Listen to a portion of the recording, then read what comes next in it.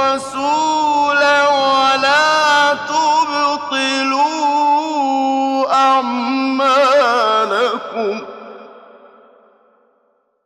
اعوذ باللہ من الشیطان الرجیم. بسم اللہ الرحمن الرحیم.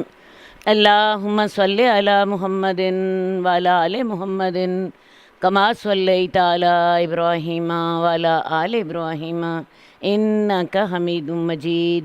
اللہم بارک علی محمد وعلی آل محمد کما بارکت علی ابراہیم وعلی آل ابراہیم انک حمید مجید. اللہم رب اشرح لی صدری ویسر لی امری واحلل عقدۃ من لسانی یفقہوا قولی. میری ساری بہنوں کو السلام علیکم. کل ہم نے نکاح کے مسائل پڑھے تھے اور بڑی ہی تفصیل کے ساتھ پڑھے تھے. آج ہم طلاق کے مسائل پڑھ رہے ہیں. طلاق کے سلسلے میں آئیے ہم قرآن مجید سے دیکھتے ہیں کہ طلاق دینے کا طریقہ کیا ہے. قرآن مجید میں اللہ تعالیٰ فرماتے ہیں سورہ بقرہ میں 4 رکوع ہیں تقریباً اکٹھے جس میں یہ طلاق کے مسائل اللہ تعالیٰ نے بتائے ہیں. تو سورہ بقرہ میں ہی اللہ تعالیٰ فرماتے ہیں الطلاق مرتان فامساکم بمعروف او تسریح باحسان. طلاق 2 بار ہوتی ہے، تو چاہو تو اس کے بعد اسے اپنے پاس رکھ لو اور چاہو تو نیکی اور احسان کے ساتھ انہیں رخصت کر دو. طلاق 2 بار ہے سے کیا مراد ہے؟ طلاق 2 بار ہے سے یہ مراد ہے کہ ایک شخص نے فرض کیا اپنی بیوی کو طلاق دی. طلاق دینے سے کے بعد 3 حیض تک اس کی عدت ہوگی. وہ طلاق آج اس نے دی ہے، لیکن یہ طلاق کا جو معاملہ ہے یہ تب اس کا اثر ہوگا جب 3 حیض عدت گزر جائے. اس عدت کے دوران عورت اپنے گھر رہے گی، یعنی وہی جو اس کے شوہر کا گھر ہے اسی میں رہے گی. اور یہ اللہ تعالیٰ نے اس لیے حکم دیا ہے کہ تاکہ صلح کے امکانات زیادہ ہو جائیں. قرآن مجید میں اللہ تعالیٰ فرماتے ہیں لا تخرجوہن من بیوتہن ولا یخرجن. تم اے مردو تم انہیں ان کے گھروں سے نہ نکالو، یعنی طلاق دے بھی دی اور اس کے بعد دوران عدت تم انہیں ان کے گھروں سے نہ نکالو. یہ گھر ابھی ان کا ہے، ابھی طلاق واقع نہیں ہوئی. طلاق واقع 3 حیض کے بعد ہوگی. مرد نے کہہ تو آج دی ہے، لیکن یہ حقیقتاً کب واقع ہوگی، کب ویلڈ ہوگی؟ 3 حیض کے بعد. اور یہ 3 حیض کی جو عدت ہے یہ عورت اپنے گھر میں یعنی اپنے شوہر کے گھر میں رہے گی. اور اس کے بعد 3 حیض گزرنے کے بعد اگر تو اس عرصے میں میاں بیوی کی صلح ہو گئی تو معاملہ ختم ہو گیا. لیکن اگر صلح نہیں ہوئی تو مرد کو چاہیے اب عورت کو نیکی کے ساتھ اس کے میکے بھجوا دے، لیکن 3 حیض تک اپنے گھر میں رکھے گا. یہ ایک طلاق ہے، یہ ایک طلاق ہے. اب اس نے اگر تو دوران عدت صلح ہو گئی کوئی مسئلہ نہیں ہے، ایک طلاق ہو گئی، لیکن ایک طلاق مرد نے دی تھی لیکن اب صلح ہو گئی، اب وہ میاں بیوی کی طرح گھر میں رہ سکتے ہیں، کچھ بھی کرنا نہیں پڑے گا. لیکن اگر فرض کیا عدت کے دوران صلح نہیں ہوئی اور مرد نے عورت کو اس کے گھر بیچ دیا، عدت ختم ہو گئی. اب کیا ہے؟ وہ دونوں میں علیحدگی ہو گئی، دونوں میں علیحدگی ہو گئی. علیحدگی کے بعد عورت چاہے تو کہیں اور نکاح کر سکتی ہے، لیکن فرض کیا ہوا یہ کہ مرد نے سوچا میرے بچوں کی ماں ہے، یا مرد کو خیال آیا کہ نہیں کوئی بات نہیں، کہیں اور جگہ پہ نکاح کروں گا تو 100 مسئلے پیدا ہوں گے، میں اسی سے ہی دوبارہ کر لیتا ہوں. مرد اسی کو دوبارہ نکاح کا پیغام بھیج سکتا ہے. اور اگر وہ دوبارہ نکاح کا پیغام بھیجے اور لڑکی اور اس کا ولی اسے قبول کر لیں تو دوبارہ نکاح ہو جائے گا، دوبارہ نکاح ہو جائے گا. اب نکاح ہو گیا، نکاح ہونے کے بعد دونوں پھر میاں بیوی کی حیثیت سے رہنے لگ پڑے. لیکن ہوا کیا؟ پھر جھگڑا ہو گیا، 2 مہینے بعد ہو گیا، 2 سال بعد ہو گیا، یا زیادہ دیر کے بعد ہو گیا. اب پھر مرد نے اسے طلاق دے دی. یہ دوسری طلاق ہے. پہلی طلاق کا حق وہ استعمال کر چکا، اب یہ دوسری طلاق ہے. دوسری طلاق کے لیے بھی پھر اللہ نے وہی پروسیجر رکھا ہے 3 حیض تک عدت ہوگی اور 3 حیض تک وہ عورت شوہر کے گھر رہے گی۔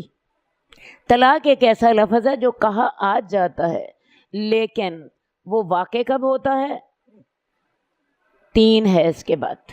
اب 3 حیض تک عورت اپنے شوہر کے گھر رہ رہی ہے، صلح ہو گئی ہے، کوئی مسئلہ نہیں، کوئی مسئلہ نہیں، پھر وہ میاں بیوی کی طرح رہیں گے۔ لیکن اگر فرض کیا صلح نہیں ہوئی، عورت اپنے گھر چلی گئی، عورت آزاد ہے، چاہے تو کسی اور مرد سے نکاح کر لے، لیکن اسی پہلے والے شوہر نے پھر اسے نکاح کا پیغام دے دیا دوسری دفعہ، دوسری طلاق کے بعد یہ پھر نکاح کر سکتے ہیں۔ اب آپ سمجھ لیجئے یہ جو نکاح وہ کریں گے، یہ اب ان کا تیسرا نکاح ہوگا۔ ایک تو پہلا نکاح تھا نا سب سے پہلے، جس کے بعد وہ میاں بیوی بنے تھے، ایک پہلی طلاق کے بعد انہوں نے دوبارہ نکاح کیا تھا، دو نکاح، پھر یہ تیسرا نکاح وہ کر سکتے ہیں، تیسری دفعہ پھر ان کا نکاح ہوگا۔ اب نکاح ہونے سے کیا مراد ہوتی ہے؟ دوبارہ ایجاب و قبول ہوگا، دوبارہ نکاح پڑھا جائے گا، دوبارہ مہر دینا ہوگا، دوبارہ ولیمہ ہوگا، یہ سارا پروسیجر دوبارہ کرنا پڑے گا۔ اب مرد نے کیا کیا کہ دوسری طلاق کے بعد بھی دوبارہ پیغام بھیجا، دوبارہ انہوں نے نکاح کر لیا، اب مرد نے تیسری دفعہ پھر طلاق دے دی۔ کب؟ 2 گھنٹے کے بعد دے دی، 2 دنوں کے بعد دے دی، 2 سالوں کے بعد دے دی، 10 سالوں کے بعد دے دی۔ وہ جو پہلی 2 طلاقیں تھیں وہ کاؤنٹ ہوں گی۔ اب یہ تیسری طلاق ہے۔ اب اس تیسری طلاق کے بعد کوئی موقع نہیں ہے نہ صلح کا نہ نکاح کا۔ یہ ہے الطلاق مرتان، طلاق 2 بار ہوتی ہے۔ تو 2 بار طلاق دینے کے بعد چاہیں مرد چاہے تو عدت کے اندر صلح کر لے، بھئی عورت اسے منا لے، جس بات میں مرد کو غصہ چڑھ رہا ہے عورت اسے منا لے، مرد بیوی سے صلح کر لے۔ اور اسی لیے اللہ تعالیٰ نے بیوی کو گھر میں رکھا ہے۔ ان 3 حیض کے دوران عورت اس کی بیوی ہے، وہ اس کا شوہر ہے، وہ اسی کے گھر میں رہے گی، وہی اس کا خرچہ اٹھائے گا جیسے پہلے اٹھا رہا تھا، جیسے پہلے وہ گھر میں رہ رہی تھی۔ اگر وہ ہو گئی ان کی عدت کے دوران صلح ہو گئی، بڑی 100 بسم اللہ، نہیں ہوئی دوبارہ وہ نکاح کر سکتے ہیں، لیکن نکاح کی ساری شرائط پوری کرنی ہوں گی، ایجاب و قبول ہوگا، دوبارہ جو ہے نکاح پڑھا جائے گا، مہر دوبارہ ہوگا، ولیمہ دوبارہ ہوگا، اور اس کے بعد دوبارہ طلاق دے دی۔ دوبارہ طلاق دینے کے بعد پھر ان کے پاس موقع ہے، چاہیں تو دوبارہ طلاق کے بعد عدت کے دوران ان کی صلح ہو جائے، کچھ نہیں، فرق نہیں پڑا۔ لیکن اگر طلاق واقع ہو گئی اور عورت اپنے گھر چلی گئی، پھر بھی مرد دوبارہ اسے نکاح کا پیغام دے دیتا ہے، وہ دوبارہ نکاح کر سکتے ہیں۔ دوبارہ نکاح کرنے کے بعد تیسری دفعہ مرد نے طلاق دی، اب اس تیسری طلاق کے بعد یہ دو بار پوری ہو چکی، الطلاق مرتان، طلاق 2 دفعہ ہو چکی، اب تیسری دفعہ جو طلاق ہے اس کے بعد کیا ہوگا؟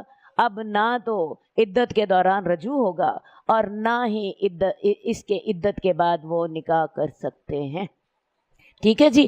اب اس عدت کے بعد رجوع نہیں ہوگا، وہ عورت اس کے لیے حرام ہو جائے گی۔ اسی لیے یہ جو تیسری طلاق ہے، اس کی طلاق کی عدت میں عورت شوہر کے گھر میں نہیں رہے گی، کیونکہ اب صلح کا موقع ہی نہیں ہے۔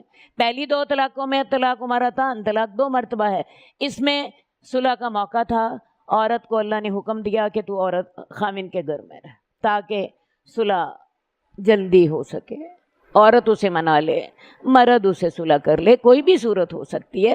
لیکن تیسری طلاق کے بعد عورت اس کے لیے حرام ہے، اب عورت شوہر کے گھر میں نہیں رہے گی، ٹھیک ہے؟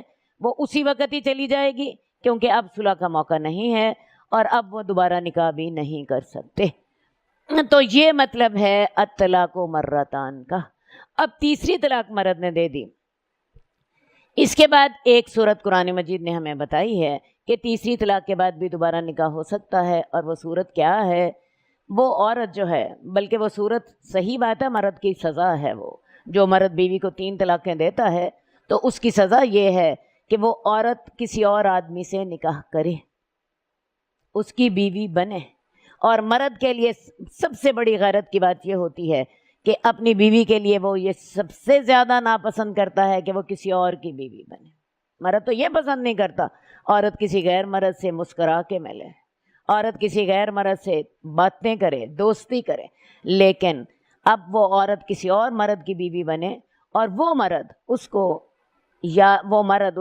طلاق دے دے، یا وہ مرد فوت ہو جائے یا طلاق دے دے۔ اور عام طور پہ میں آپ کو بتاؤں، جس عورت کی دوسری نکاح ہوتا ہے، دوسری شادی ہوتی ہے، وہ بڑی کوشش کرتی ہے کہ میری اب طلاق نہ ہو، کیونکہ پہلی طلاق وہ بھگت چکی ہوتی ہے، تو وہ مرد فطری طور پہ اس کو طلاق دے دے۔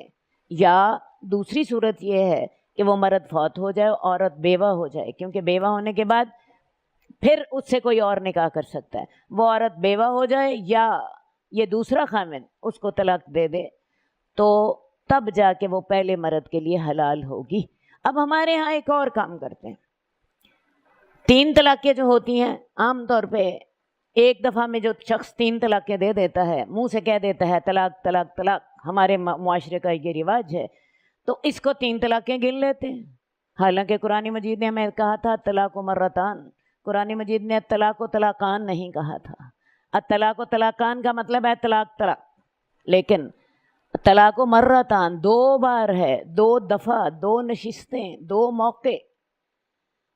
کرتے کیا ہے، 3 طلاقیں کو مرد نے ایک ہی دفعہ میں کہہ دیا طلاق طلاق طلاق، یہ ایک مرتبہ ہے، خواہ وہ 3 طلاقوں کی بجائے 1000 طلاقیں دے دے، بات تو ایک ہی ہے، مرتبہ تو ایک ہی ہے نا۔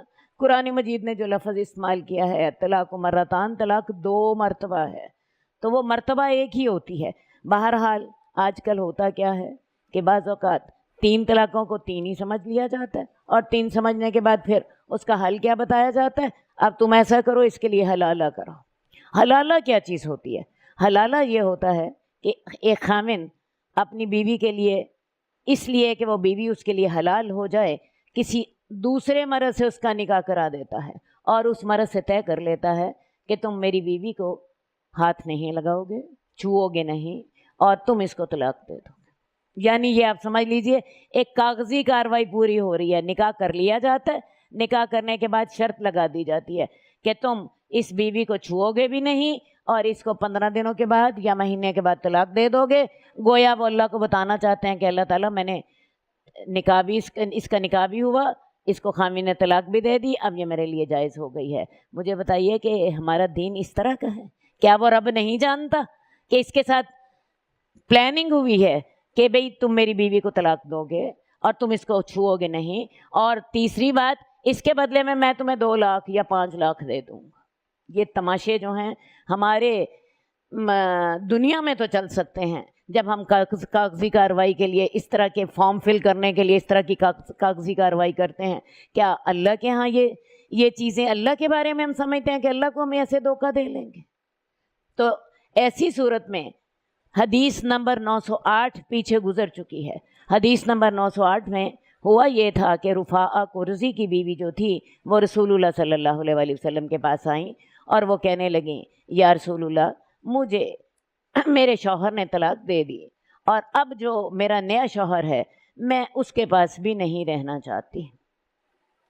ٹھیک ہے، ان کا مطلب یہ تھا کہ میں اپنے پچھلے شوہر کے ساتھ ہی میرا نکاح ہو جائے تو اچھا ہے۔ آپ نے فرمایا نہیں، ہرگز نہیں، جب تک کہ تو اس کا مزہ نہ چکھے اور وہ تیرا مزہ نہ چکھے تب تک تو پچھلے خاوند کے پاس نہیں، اور مزہ چکھنے کے بعد وہ طلاق بھی نہ دے۔ وہ طلاق دے گا تو پھر نہ، وہ طلاق دے تب عورت اپنے پچھلے خاوند کے پاس جا سکتی ہے۔ تو لہٰذا یہ جو کاغذی کارروائیاں ہیں نا، انسان سمجھتا ہے شاید میں اللہ کے ساتھ بھی ایسی چلاکیاں لگا لوں گا۔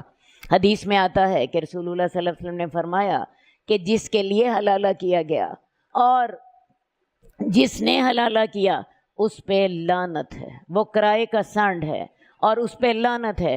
ایسا عرب لوگ کیا کرتے تھے، تو رسول اللہ صلی اللہ علیہ وسلم نے اس کام کو حرام قرار دیا۔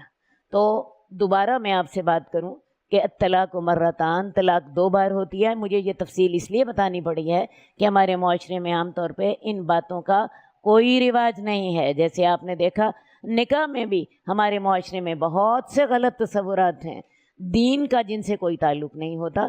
تو طلاق 2 بار ہے، 2 بار طلاق دینے کے بعد مرد چاہے تو عدت کے اندر رجوع کر لے، اور چاہے تو عدت ختم ہونے کے بعد دوبارہ 2 دفعہ وہ نکاح کر سکتا ہے۔ اس طرح شریعت اصل میں اسے 4 موقع دیتی ہے، 2 موقع عدت کے دوران صلح کرنے کے، 2 موقع عدت کے بعد نکاح کرنے کے، لیکن تیسری طلاق کے بعد نہ رجوع ہوگا، نہ دوبارہ نکاح وہ کر سکتا ہے۔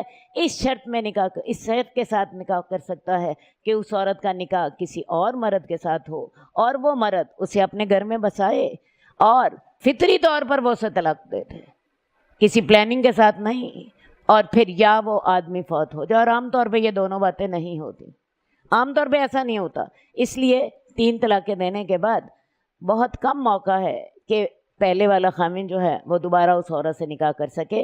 اسی لیے میں نے آپ سے کہا یہ بنیادی طور پر اللہ تعالیٰ نے 3 طلاقیں دینے والے مرد کی یہ سزا رکھی ہے۔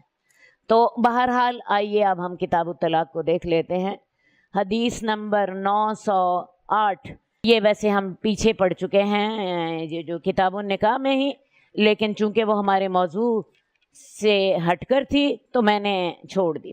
حضرت عائشہ کہتی ہیں کہ رفاق و رضی کی بیوی رسول اللہ صلی اللہ علیہ وسلم کے پاس آئی اور کہنے لگی میں رفاق و رضی کے پاس تھی تو اس نے مجھے طلاق دے دی، تو اس نے مجھے طلاق بتہ دے دی، یعنی 3 طلاقیں دے دیں، تو میں نے عبد الرحمن بن زبیر کے ساتھ نکاح کر لیا، اور بے شک اس کے پاس جو کچھ ہے وہ تو صرف کپڑے کے پھندنے جیسا ہے۔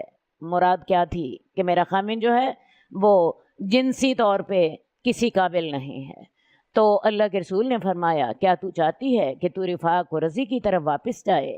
حد نہیں، جب تک کہ تو اس کا مزہ نہ چکھے اور وہ تیرا مزہ نہ چکھے تو اپنے پہلے خامن کی طرف نہیں جا سکتی۔ ابو بکر آپ کے پاس بیٹھے ہوئے تھے، خالد بن سعید بن عاص دروازے پر انتظار کر رہے تھے کہ انہیں اندر آنے کی اجازت دی جائے، تو خالد بن سعید نے حضرت ابو بکر سے کہا اے ابو بکر کیا آپ اس عورت کی باتیں نہیں سن رہے؟ وہ رسول اللہ صلی اللہ علیہ وآلہ وسلم کے ساتھ کس قسم کی گفتگو بڑی اونچی آواز سے کر رہی ہے، بڑی مراد کیا تھی، بڑی بے شرمی سے ایسی باتیں کر رہی ہے۔ لیکن اصل بات ہے جس کا مسئلہ ہو اس نے تو پوچھنا ہی، اور اللہ حق بات کرنے سے شرماتا نہیں ہے، ہم نے پیچھے بھی پڑھا تھا۔ اگر یہ مسائل نہ ہوتے تو ہر بندہ جو ہے وہ اپنے ان مسائل میں الجھا رہتا اور شریعت اس کی کوئی رہنمائی نہ کرتی۔ تو لہٰذا یہ اس بات سے تو آپ کو پتہ چلا کہ 3 طلاقوں کے بعد اگر وہ عورت جو ہے اس کا کسی اور شوہر سے نکاح ہوتا ہے تو جب تک وہ ایک دوسرے سے ازدواجی تعلقات نہ قائم کر لیں تب تک پچھلے خامن کی طرف کے ساتھ نکاح والی کوئی بات ہی نہیں ہے۔ وہ اپنے تعلقات قائم کریں، اور تعلقات قائم کرنے کے بعد فطری طور پہ ان کے اندر طلاق ہو جائے، ان کا معاملہ طلاق والا ہو جائے، تو پھر پہلا شوہر یا پہلی بیوی آپس میں مل سکتے ہیں۔ اچھا جی، حدیث نمبر 936 عبداللہ بن عمر کی حدیث ہے کہ انہوں نے اپنی بیوی کو طلاق دی اور وہ حائضہ تھیں رسول اللہ صلی اللہ علیہ وآلہ وسلم کے دور میں۔ تو عمر بن خطاب نے رسول اللہ صلی اللہ علیہ وسلم سے اس بارے میں پوچھا، تو رسول اللہ صلی اللہ علیہ وسلم نے فرمایا اس کو حکم دے وہ اس سے رجوع کرے، پھر اس کو اپنے پاس رکھے جب تک کہ وہ پاک نہ ہو جائے، پھر اس کو دوبارہ حیض ہو، پھر وہ پاک ہو، پھر اگر وہ چاہے تو اس کو اپنے پاس رکھے اور چاہے تو اس کو تعلقات سے قبل طلاق دے دے۔ اب حضرت عبداللہ بن عمر نے اپنی بیوی کو طلاق دی، وہ حائضہ تھی۔ اللہ کے رسول صلی اللہ علیہ وآلہ وسلم سے حضرت عمر نے مسئلہ پوچھا، اللہ کے رسول نے کہا کہ نہیں، ایسا نہیں ہوگا۔ حیض میں طلاق دینی منع ہے، کیونکہ حیض میں میاں بیوی کے تعلقات ختم ہوئے ہوتے ہیں، اور عورت عام طور پر آپ کو پتہ تھوڑی سی بیماری کے نسبتاً زیادہ قریب ہوتی ہے صحت کی بجائے، تو ان دنوں میں میاں بیوی میں تھوڑی سی دوری ہو چکی ہوتی ہے۔ تو اللہ کے رسول نے کہا کہ اپنے بیٹے سے کہو بیوی سے رجوع کرے، صلح کرے، صلح کرنے کے بعد اس کو اپنے پاس رکھے یہاں تک کہ حیض سے پاک ہو جائے۔ حیض سے پاک ہونے کے بعد کیا کرے، اگلا حیض اس کو پھر آئے، یعنی یہ والا حیض جو ہے جس میں اس نے طلاق دی ہے، واپس اپنی بیوی سے رجوع کرے، صلح کرے، اسے اپنے پاس رکھے، یہ والا حیض ختم ہو جائے جس حیض میں طلاق دی ہے، اس کے بعد 1 مہینہ تک اس کو اپنے پاس رکھے، اس کو اگلا حیض آئے، اگلے حیض میں جب وہ پاک ہوگی تو تعلقات کے بغیر اس کو طلاق دے۔ بات سمجھ آئی ہے؟ تعلقات کے بغیر اسے طلاق دے۔ تو یہ ہے وہ عدت جس کا اللہ تعالیٰ نے حکم دیا ہے کہ اس میں عورتوں کو طلاق دی جائے۔ اصل میں قرآن مجید میں اللہ تعالیٰ نے طلاق کے سارے مسائل بتائے ہیں. میں نے آپ کو بتایا سورہ بقرہ میں 4 رکوع ہیں اکٹھے جس میں نکاح اور طلاق کے مسائل ہیں. اور اسی طرح اللہ تعالیٰ نے ایک پوری سورت رکھی ہے اور اس سورت کا نام ہے سورۃ الطلاق. اور اس سورت میں اللہ تعالیٰ نے فرمایا یا ایھا النبی اذا طلقتم النساء فطلقوہن لعدتہن واحصوا العدۃ. اے نبی جب تم عورتوں کو طلاق دو تو ان کو ان کی عدت کے لیے طلاق دو اور عدت کو گنتے رہا کرو. تو یہ جو عدت کے لیے طلاق دینی ہے یہ کیا ہے؟ اب مرد جو ہے بیوی کو طلاق تب دے جب بیوی پاک ہو. نمبر 1 حیض میں طلاق نہ دے، کیونکہ میں نے بتایا کہ حیض میں میاں بیوی نسبتاً دور ہوئے ہوتے ہیں، ان کے تعلقات آپس میں حرام ہوتے ہیں. دوسری بات اسے عدت حیض میں طلاق نہ دے بلکہ اسے طہر میں طلاق دے. حیض سے پاک ہو گئی، اس نے نہا لیا، اس کے بعد اس طہر میں اسے تعلقات قائم نہ کرے، تعلقات قائم نہ کرے. کیونکہ جب تعلقات قائم کر لیے جاتے ہیں تو پھر فکر یہ ہوتا ہے کہ شاید عورت پریگننٹ تو نہیں ہے، پھر پریگننسی کے مسائل شروع ہو جاتے ہیں. تو اگر وہ حیض سے پاکی کے بعد تعلقات کے بغیر طلاق دیتا ہے تو یہ پریگننسی والا معاملہ بھی نہیں ہوگا. اور ویسے بھی آپ کو پتہ ہے جب 7-8 دن گزر جاتے ہیں ناپاکی کے تو عام طور پہ زوجین منتظر ہوتے ہیں کہ اب پاکی کے بعد ہم اپنے تعلقات بحال کریں گے، لیکن خاوند تعلقات بحال نہیں کرتا. اس کا مطلب یہ ہے کہ وہ اس عورت کے ساتھ نبھا نہیں چاہتا. تو وہ حیض سے پاک ہونے کے بعد بغیر تعلقات قائم کیے اسے پاکی میں طلاق دے. یہ ہے صحیح طریقہ طلاق دینے کا. ہمارے ہاں مرد کو غصہ چڑھا، جیسے 2 گالیاں دیتے ہیں ایسے مرد نے کہا جا طلاق طلاق طلاق. طلاق کوئی ڈنڈا نہیں ہے، طلاق کوئی سزا نہیں ہے. طلاق اللہ نے ایک حل رکھا ہے. اگر میاں بیوی جو ہیں ان کا آپس میں گزارا نہیں ہو رہا، بڑا سوچ سمجھ کے وہ اس حل کو اختیار کر لے. لیکن ہمارے ہاں میں نے جیسے کہ آپ کو بتایا اس طریقے پر عمل نہیں کیا جاتا. اگر اسی طریقے پر عمل کر لیا جائے کہ مرد سوچتا ہے کہ نہ اس عورت سے میرا نہیں گزارا ہو سکتا، یہ عورت بڑی جھگڑالو ہے، یہ بڑی بدتمیز ہے، یہ یوں کرتی ہے، یہ وہ کرتی ہے، 100 برائیاں ہو سکتی ہیں جس کی وجہ سے مرد اسے نہیں رکھنا چاہ رہا، تو پھر اسے انتظار کرنا چاہیے اپنے حیض سے وہ پاک ہو، پاکی میں اس کو طلاق دے لیکن تعلقات قائم کیے بغیر. اگر مرد اتنی بات کا اس طرح اہتمام کر لینا، میں آپ کو بتاؤں 90% طلاقیں ختم ہو جائیں. کیونکہ ہمارے ہاں سوچ سمجھ کے تو نہیں جاتی. غصہ چڑھا، ماں نے بھڑکا دیا، کوئی کسی بات پہ غصہ آ گیا یا کوئی اور وجہ بن گئی، کوئی بھی وجہ بن گئی، بیوی نے کوئی بہت بڑی غلطی کر لی، ٹھیک ہے جی، فٹ طلاق طلاق طلاق. اور اس کے بعد پھر آ جاتے ہیں ہاں جی ہمارے لیے کوئی رستہ نکالیں صلح کا.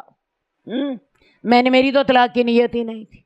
تو بات یہ ہے طلاق مرد کو سوچ سمجھ کے دینی چاہیے. اللہ تعالیٰ نے یہ حل رکھا ہے اور اس طریقے کے مطابق کر کے طلاق دی جائے جو میں نے آپ کو بتایا ہے کہ مرد جو ہے وہ جو میں نے کیا بتانا ہے، جو اللہ نے بتایا، اللہ کے رسول نے بتایا کہ آدمی بیوی کو پاکی کی حالت میں طلاق دے لیکن ایسی پاکی میں جس میں تعلقات نہ قائم کیے ہوں تاکہ کل کو بچے کے نسب کا معاملہ بھی نہ پیدا ہو. حدیث نمبر 938 حدیث ابن عباس، عبداللہ بن عباس کی حدیث ہے کہ حرام میں کفارہ دیا جائے گا اور تمہارے لیے رسول اللہ صلی اللہ علیہ وسلم کی ذات میں اچھا نمونہ ہے. اب طلاق ہی کی ایک اور قسم جو عرب لوگ جس کا ان کے اندر رواج تھا، بیوی سے کہہ دیتے تو مجھ پر حرام ہے، تو میری ماں بہن کی طرح ہے. اس کو زہار کہتے تھے. عرب لوگ اس کو طلاق ہی سمجھتے تھے، لیکن اسلام نے اس کو طلاق قرار نہیں دیا. اسلام نے کہا کہ اگر کوئی مرد ایسا اپنی بیوی سے کہہ دے تو میری ماں بہن ہے یا اسی قسم کے کوئی الفاظ بول دے تو اس کے ساتھ طلاق نہیں ہوگی. ہاں مرد کو کفارہ دینا پڑے گا اور وہ کفارہ ڈھیر سارا اللہ تعالیٰ نے رکھا. یا تو ایک غلام آزاد کرے یا 60 روزے متواتر رکھے، 60 روزے رکھے، ایک بھی روزہ چھوڑے گا دوبارہ رکھنے پڑیں گے. اور یا پھر اگر یہ بھی نہیں رکھ سکتا تو پھر ایسا کرے 60 مسکینوں کو کھانا کھلائے. اس سے قبل کے بیوی کو بیوی بنائے، من قبل یتماسا، وہ بیوی کو ہاتھ لگانے سے قبل اس کو کم از کم 60 مسکینوں کو کھانا کھلانا پڑے گا، اور آئندہ کے لیے توبہ کرنی پڑے گی کہ یہ کام میں آئندہ نہیں کروں گا، ٹھیک ہے؟ تو اس سے طلاق نہیں ہوتی، اس کو زہار بولتے ہیں۔ تو اگر کوئی شخص نے حرام کام کیا، اس نے کہا کہ تو میرے اوپر میری ماں بہن ہے، تو پھر اس کو کفارہ دینا ہوگا۔ لیکن اگر اس نے یہ ماں بہن اس نیت سے کہا تھا کہ میں اس کو طلاق دے دوں، میں اسے جان ہی چھڑا لوں، اسی نیت سے کہا تھا، اگر تو اس نے فوری طور پہ کہا تھا اپنے غصے کی وجہ سے، تو کرے گا کیا؟ اپنا کفارہ دے گا، اور کفارہ دینے کے بعد اسے بیوی بنا لے گا۔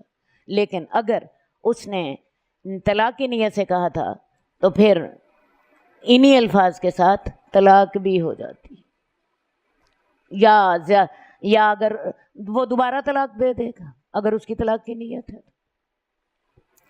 اور تمہارے لیے رسول اللہ صلی اللہ علیہ وسلم کی ذات میں اچھا نمونہ ہے، تو طلاق کے مسائل کو اچھی طرح سمجھ لیجئے۔ طلاق کے مسائل ہمارے ہاں لوگ بڑی نیکی سمجھتے ہیں، مرد نے کہا طلاق کہا اور کہہ دیا عورت کو چل تو اپنے گھر چلی جا، تاکہ اللہ تعالیٰ نے وہ جو ان کے صلح ہونے کے مواقع رکھے تھے وہ مواقع ختم ہو جائیں۔ عورت اپنے گھر میکے چلی جاتی ہے اور پھر اپنی ضد میں میکے بیٹھی رہتی ہے، نہیں جی وہ میں کیا خود جاؤں؟ ارے بھی خود نہیں جاؤ تو پھر اپنا گھر توڑ لو۔ حالانکہ اللہ تعالیٰ نے حکم دیا تھا کہ لا تخرجوہن من بیوتہن، مرد انہیں گھروں سے نہ نکالیں، ولا یخرجن، وہ خود بھی نہ نکلیں، خود بھی نکل جائیں گی اپنا گھر توڑ لیں گی۔ اور شریعت چاہتی ہے کہ گھر بنے رہیں، شریعت چاہتی ہے کہ گھر جو ہیں وہ ہمارے باقی رہیں۔ حضرت عائشہ کی حدیث ہے کہ رسول اللہ صلی اللہ علیہ وآلہ وسلم زینب بنت جہش کے پاس ٹھہرتے تھے۔ اچھا، اب ایک بات میں آپ سے اور بھی کہنا چاہتی، مرد کو میں نے جیسے کہ ابھی آپ سے کہا کہ اگر مرد بیوی کو اپنے پاس نہیں رکھنا چاہتا تو وہ اس کو طلاق دے سکتا ہے، اور یہ طلاق 2 بار ہوتی ہے، اور اس کی عدت میں نے آپ کو بتا دی۔ اب اگر عورت مرد کے پاس نہیں رہنا چاہتی، شریعت نے اس کا بھی طریقہ بتایا ہے اور قرآن مجید میں ہی بتایا ہے۔ عورت بھی مرد سے خلا لے سکتی ہے، اس کو خلا کہتے ہیں، اس کو طلاق کہتے ہیں۔ اس میں یہ ہے کہ عورت مرد سے یہ کہتی ہے کہ بھئی میں نے تمہارے پاس نہیں رہنا، اگر تو مرد اس بات کو مان لیتا ہے اور اسے چھوڑ دیتا ہے، بات ختم ہو گئی، گھر میں ہی مسئلہ ختم ہو گیا۔ لیکن اس میں ہوگا یہ کہ عورت کو اپنا مہر مرد کو واپس کرنا ہوگا، کیونکہ اب عورت اس رشتے کو ختم کر رہی ہے، مہر واپس کرنا ہوگا۔ اور اگر مرد نہیں مانتا، میں نے تمہیں طلاق نہیں دینی، وہ واقعی نہیں دینا چاہتا، یا بعض اوقات مرد ضد میں بھی آ جاتا ہے، میں تمہیں تنگ کروں گا، میں تمہیں طلاق نہیں دوں گا، ٹھیک ہے؟ تو اس صورت میں عورت کو اختیار ہے کہ عورت جو ہے وہ کسی بھی پلیٹ فارم پر بات کر لے، مثال کے طور پہ اپنے خاندان والوں کو بتائے، اپنے سسرال والوں کو بتائے، کسی ایسے بندے سے رابطہ کر لے جس کی بات شوہر مانتا ہو، اور وہ ان کے درمیان خلا کرا دیں۔ اگر ایسا بھی نہیں ہوتا، عورت یونین کونسل میں چلی جائے، یونین کونسل میں اپنی درخواست دے دے۔ یونین کونسل پھر کیا کرتی ہے؟ ایسی درخواست کے بعد میاں بیوی کو 3 دفعہ بلاتی ہے اور انہیں موقع دیتی ہے کہ آپ لوگ اپنے معاملے جو ہیں صلح صفائی کے ساتھ حل کر لیں، صلح کر لیں آپس میں۔ لیکن اگر وہاں پر بھی معاملہ طے نہیں پاتا اور عورت اس بات پر ہی اصرار کرتی ہے کہ نہیں جی مجھے خلا ہی چاہیے، تو پھر عورت عدالت میں چلی جائے تھی۔ عدالت اس کو خلا، اس کے خامن کو بلاتی ہے، اگر واقعی دیکھتی ہے، عدالت دیکھتی ہے کہ مرد کی زیادتی ہے، تو عدالت جو ہے عورت کو خود خلا دلوا دیتی ہے، یا نکاح کی تنسیخ کر دیتی ہے۔ اور اس سلسلے میں عدالتیں جو ہیں عام طور پر عورت کا ساتھ دیتی ہیں، عورت کے فیور میں ہوتی ہیں، کیونکہ رسول اللہ صلی اللہ علیہ وسلم کے پاس فاطمہ بنت قیس آئی تھی، کہنے لگیں یا رسول اللہ، میں اپنے خامن کے نہ دین میں کوئی عیب لگاتی ہوں، نہ اس کے اخلاق میں کوئی عیب لگاتی ہوں، لیکن مجھے یہ ڈر ہے کہ ایسا نہ ہو کہ میں مسلمان ہوں اور مسلمان ہو کر میں اس کی ناشکری کروں، یعنی میں اسے لڑوں، اس کا حق نہ پورا کر سکوں۔ اللہ کے رسول نے پھر بس کچھ نہیں پوچھا، صرف اتنا کہا کہ تم وہ باغ واپس کرتی ہو جو اس نے تمہیں مہر میں دیا تھا؟ انہوں نے کہا ہاں۔ اللہ کے رسول نے ان سے وہ مہر واپس لیا اور وہ ان کے شوہر کو دے دیا اور ان کے درمیان جدائی کرا دی۔ یہ خاتون جو ہے ان کا نام شاید جمیلہ ہے، میں شاید غلطی کر رہی ہوں، یہ ثابت بن قیس کی بیوی تھی۔ چلیے جی آگے چلتے ہیں، حدیث نمبر 939۔ اب رسول اللہ صلی اللہ علیہ وآلہ وسلم بھی اپنی بیویوں سے ناراض ہو گئے تھے اور آپ نے اپنی بیویوں کے ساتھ 1 مہینے کے لیے ایلا کر لیا تھا، 1 مہینے کے لیے ایلا کر لیا تھا۔ تو ہم اس کی تفصیل پڑھ رہے ہیں، ایلا سے کیا مراد ہوتی ہے، اور قرآن مجید میں ایلا کا بھی ذکر ہے کہ اگر کوئی اپنی بیوی سے یہ قسم کھا لے میں تم سے بات نہیں کروں گا، میں تمہارے کمرے میں نہیں آؤں گا، میں تمہیں میکے سے لینے نہیں آؤں گا، کوئی اس طرح کی بات کر لے، تو پھر عورت کو اختیار ہے کہ 4 مہینے تک تو وہ اپنے شوہر کو دیکھتی رہے، اس کا شوہر جو ہے اس کے ساتھ کیا کرتا ہے۔ لیکن اگر 4 مہینے کے بعد شوہر کوئی قدم نہیں اٹھاتا تو عورت کو شریعت یہ اختیار دیتی ہے کہ وہ اس کے بارے میں کوئی بھی سٹینڈ لے سکتی ہے۔ مثال کے طور پہ وہ اپنے سسرال والوں کو بتائے کہ 4 مہینے ہو گئے ہیں میرے خاوند کا میرے ساتھ کوئی تعلق نہیں ہے، اور اب وہ مطالبہ کر سکتی ہے کہ یا تو میرا خاوند مجھے بسائے یا مجھے چھوڑ دے، مجھے طلاق دے دے، یا مجھے بسائے یا مجھے طلاق دے دے۔ عدالت میں بھی جا سکتی ہے اگر اس کا کسی اور جگہ پہ مسئلہ نہیں حل ہوتا۔ تو اصل بات یہ ہے کہ جب تک ایک عورت ایک خاوند کے نکاح میں رہتی ہے، آپ کو پتہ ہے وہ کہیں اور نکاح نہیں کر سکتی۔ ایک مرد تو ہے جو ہے وہ تو ایک بیوی کے ساتھ ایک عورت کے ساتھ اس کا نکاح ہوا ہے، وہ اس کے ہوتے ہوتے بھی 3 نکاح اور کر سکتا ہے۔ اس لیے مرد کو تو فرق نہیں پڑتا، لیکن عورت کو تو فرق پڑتا ہے، کیونکہ عورت جب تک ایک شوہر کے نکاح میں ہے تب تک وہ کہیں اور نکاح نہیں کر سکتی۔ تو اگر عورت چاہے تو وہ یہ سٹینڈ لے سکتی ہے 4 مہینے انتظار کرنے کے بعد کہ میرا خاوند یا تو مجھے بسائے یا پھر مجھے طلاق دے دے، تاکہ میں کہیں اور نکاح کر کے اپنی ازدواجی زندگی میں گزار سکوں۔ باقی اگر جب تک خاوند طلاق نہ دے، طلاق خود بخود نہیں ہوتی۔ بہت سے لوگ میرے سے مسئلہ پوچھتے ہیں، جی باجی فلاں جگہ پہ 2 سال ہو گئے ازدواجی تعلقات نہیں ہیں، میاں بیوی آپس میں بولتے نہیں ہیں، تو کیا طلاق ہو گئی؟ نہیں، طلاق نہیں ہوتی۔ طلاق جب تک طلاق مرد نہ دے طلاق نہیں ہوتی۔ عورت میکے بیٹھی ہوتی ہے، بعض اوقات 10 سال ہو جاتے ہیں مرد لینے نہیں آتا، اور ان کے نہ مرد اس کا خرچہ دے رہا ہے نہ عورت مرد کے گھر جا رہی ہے، ایسی صورتحال میں نکاح باقی ہوتا ہے، نکاح باقی ہے، کیونکہ طلاق تب ہوگی جب مرد طلاق دے گا، جب رشتہ ٹوٹے گا۔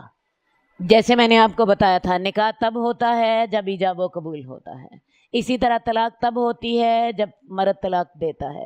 جب تک کہ طلاق نہیں دی، عورت ماں باپ کے گھر بیٹھی ہے یا اکیلی رہ رہی ہے، مرد اس کے حقوق نہیں پورے کر رہا، عورت اس کے حقوق نہیں پورے کر رہی، دونوں اپنے اپنے جرم کے مطابق گناہ گار ہیں، لیکن طلاق نہیں ہوئی ہے۔ طلاق تب ہوگی جب تک کہ طلاق کا پروسیس مکمل نہیں ہوتا۔ بس یہ موٹی موٹی باتیں مجھے آپ کو طلاق کے بارے میں بتانی تھیں۔ اگلے مسائل آپ ان حدیث میں ہم پڑھتے چلے جاتے ہیں۔ حضرت عائشہ نے کہا، حضرت عائشہ کہتی ہیں کہ رسول اللہ صلی اللہ علیہ وسلم زینب بنت جہش کے پاس ٹھہرا کرتے تھے اور ان کے پاس شہد پیا کرتے تھے۔ تو ایک دن میں نے اور حفصہ نے مشورہ کیا کہ ہم میں سے جس کے پاس اللہ کے رسول آئیں گے تو وہ ان سے کہے کہ میں آپ کے منہ سے مغافیر کی بو پاتی ہوں، کیا آپ نے مغافیر کھایا ہے؟ اصل بات یہ ہے کہ رسول اللہ صلی اللہ علیہ وآلہ وسلم کا طریقہ مبارک یہ تھا کہ آپ عصر کے بعد اپنی ازواج کے ساتھ وقت گزارا کرتے تھے۔ کبھی تو ساری ازواج کسی ایک کے گھر میں اکٹھی ہو جاتی، اور کبھی رسول اللہ صلی اللہ علیہ وسلم ہر ایک کے گھر میں چکر لگاتے اور ان سے علیحدہ علیحدہ حال پوچھتے، اور پھر جس بیوی کی باری ہوتی اس کے پاس رات گزارتے۔ یہ عصر کے بعد سے لے کے شام تک یہ آپ نے اپنا وقت ازواج کے لیے رکھا ہوا تھا۔ اب ہوا کیا کہ ایک دفعہ رسول اللہ صلی اللہ علیہ وسلم کو حضرت زینب بنت جہش کے گھر میں زیادہ دیر لگ گئی۔ پتہ کیا چلا کہ حضرت زینب بنت جحش کو کسی نے شہد تحفے میں دیا تھا اور حضرت اللہ کے رسول کو شہد بڑا پسند تھا. حضرت زینب بنت جحش رسول اللہ صلی اللہ علیہ وسلم کو شہد پلاتی تھیں تو اللہ کے رسول وہاں پہ آپ سمجھ لیجئے کچھ دیر زیادہ ٹھہر جاتے تھے. اور حضرت عائشہ کو اور حضرت حفصہ کو اس بات کی تکلیف ہوئی کہ ہمارا وقت کم ہو جاتا ہے.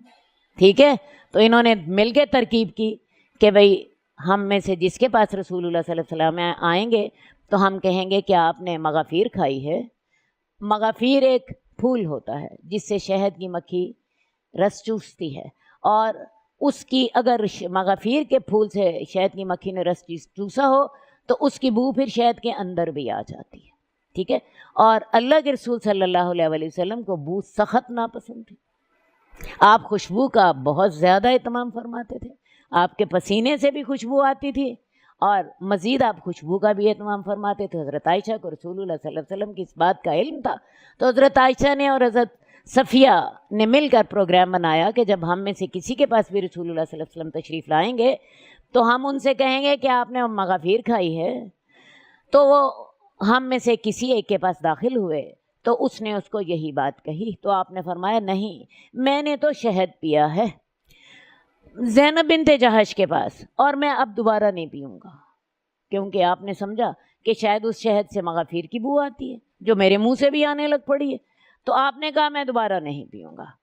تو پھر قرآن مجید کی یہ آیات اتر آئی, یا ایھا النبی لما تحرم ما احل اللہ لک تبتغی مرضات ازواجک, اے نبی تو کیوں حرام ٹھہراتا ہے اس چیز کو جو اللہ نے تیرے لیے حلال کی ہے, اپنی بیویوں کی مرضی کے پیچھے اپنی بیویوں کو راضی کرنا چاہتے ہو اور ایک حلال کردہ چیز کو حرام کرتے ہو. تو یہ جو شہد کا واقعہ ہے یہ سورہ تحریم کی آیات, یہ سورہ تحریم کی آیات ہیں. تو رسول اللہ صلی اللہ علیہ وسلم نے اپنے اوپر شہد کو حرام کر لیا, تو اللہ تعالیٰ نے انہیں قرآن مجید میں منع فرمایا, اور اللہ تعالیٰ نے کہا تم ایک حلال چیز کو حرام کرتے ہو صرف اپنی بیویوں کو راضی کرنے کے لیے, اور اگر اللہ کے رسول صلی اللہ علیہ وسلم اس کو ایسے ہی رہنے دیتے ہیں تو آپ دیکھیے پوری امت کے لیے شہد حرام ہو جاتا. پھر اللہ تعالیٰ نے رسول اللہ صلی اللہ علیہ وسلم کو حکم دیا, قد فرض اللہ لکم تحلۃ ایمانکم, اپنی قسموں کو توڑ دیا کرو, اللہ نے یہ چیز فرض قرار دی ہے. جب انسان کو پتہ چلے کہ میں غلط بات پہ قسم کھا بیٹھا ہوں, اسے چاہیے کہ اپنی قسم توڑ دے اور اپنی قسم کا کفارہ دے دے اور وہ کام کرے جو صحیح کام ہے. تو یہ آیات اتر آئیں, اور پھر اسی صورت میں اللہ تعالیٰ نے ایک اور بات کا بھی ذکر کیا ہے. حضرت عائشہ اور حضرت حفصہ, رسول اللہ صلی اللہ علیہ وسلم نے ان دونوں میں سے ایک کو, بلکہ حضرت حفصہ کو اپنی ایک راز کی بات بتائی تھی. حضرت حفصہ نے وہ بات حضرت عائشہ کو بتا دی. اللہ کے رسول صلی اللہ علیہ وسلم کو اس بات پر بڑا ہی رنج پہنچا, بڑی تکلیف آپ کو ہوئی. آپ اس بات سے ان پر ناراض ہو گئے. میں نے کل بھی آپ سے ذکر کیا تھا کہ خاوند کے جو رازوں کی حفاظت ہے یہ بہت لازمی ہے. رسول اللہ صلی اللہ علیہ وسلم کا جو راز جو تھا ایک بیوی نے دوسری بیوی کو بتا دیا تھا, اور اسی بات پہ اللہ تعالیٰ نے قرآن مجید میں ان ازواج کو طلاق کی دھمکی دی تھی. تو کچھ باتیں اکٹھی ہو گئی تھیں. ایک تو یہ شہد کا واقعہ تھا, دوسری بات ہے یہ راز افشا ہو گیا تھا, تیسری بات ہے ازواج نے خرچ کا مطالبہ کر دیا تھا کہ اب مسلمانوں کا ہاتھ کھلا ہو گیا ہے تو ہمارا بھی خرچہ ذرا زیادہ کر دیں. اس واقعے کا ذکر سورہ احزاب میں ہے, یا ایھا النبی قل لازواجک ان کنتن تردن الحیاۃ الدنیا وزینتها فتعالین امتعکن واسرحکن سراحا جمیلا, کہ اے نبی کی بیویو اگر تم دنیا چاہتی ہو, دنیا کی رونق چاہتی ہو تو آؤ, میرا نبی جو ہے وہ تمہیں دنیا دے گا لیکن تمہیں اپنے گھر سے رخصت کر دے گا. اور اگر تم اللہ کو چاہتی ہو, اللہ کے رسول کو چاہتی ہو, آخرت کے گھر کو چاہتی ہو, تو اللہ تعالیٰ نے تم میں سے نیکی کرنے والیوں کے لیے بڑا اجر تیار کر رکھا ہے. تو ایک واقعہ یہ بھی ہو گیا, اور ایک معاملہ اور بھی تھا کہ رسول اللہ صلی اللہ علیہ وسلم کو چوٹ لگ گئی تھی. ایک مسئلہ اور بھی تھا. رسول اللہ صلی اللہ علیہ وسلم کی 9 بیویاں تھیں گھر میں, اور ان بیویوں کے درمیان جو بھی تھیں وہ انسان تھیں, وہ فرشتہ نہ تھی. اللہ کے رسول بھی انسان تھے, فرشتہ نہ تھے. تو ان بیویوں کے درمیان کچھ نہ کچھ کھینچا تانی گھر میں رہتی تھی. دو گروپ بن گئے تھے. ایک گروپ کو حضرت عائشہ اس کو لیڈ کر رہی تھی اور دوسرے گروپ کو ام سلمہ رضی اللہ تعالیٰ. ام سلمہ رضی اللہ تعالیٰ عنہ بڑی سمجھدار خاتون تھی، وہ تھی. تو یہ دو گروپ بن گئے تھے. لیکن اللہ کے رسول صلی اللہ علیہ وسلم اس بات سے تنگ ہوتے تھے. آپ کے اوپر دنیا جہان کی ذمہ داریاں تھیں، اور یہ جو نکاح آپ نے کیے تھے، میں نے کل آپ کو بتایا تھا کہ آپ نے یہ نکاح اپنی ذات کی خاطر نہ کیے تھے، اللہ کے دین کی خاطر کیے تھے. اسی لیے اللہ تعالیٰ نے آپ کو ان میں بہت سی پابندیوں سے بھی آزاد کر دیا تھا. وہ علیحدہ بات ہے کہ اللہ کے رسول صلی اللہ علیہ وسلم نے ان پابندیوں کا لحاظ خود رکھا. اللہ نے آپ کو کوئی پابندی نہیں لگائی تھی. تو بہرحال آپ ان باتوں سے تنگ تھے، تو آپ نے اپنی بیویوں سے 1 مہینے کے لیے ایلا کر لیا. آپ ساری بیویوں سے ناراض ہو گئے. ناراض ہو کے آپ نے کیا کیا کہ مسجد نبوی کے اوپر ایک بالا خانہ تھا، وہاں پر آپ چلے گئے. 1 مہینہ کے لیے کسی بیوی کے گھر نہیں گئے، اور 1 مہینہ کے بعد پھر آپ دوبارہ ازواج کے پاس آئے. تو یہ واقعہ جو ہے یہاں بھی بتایا جا رہا ہے.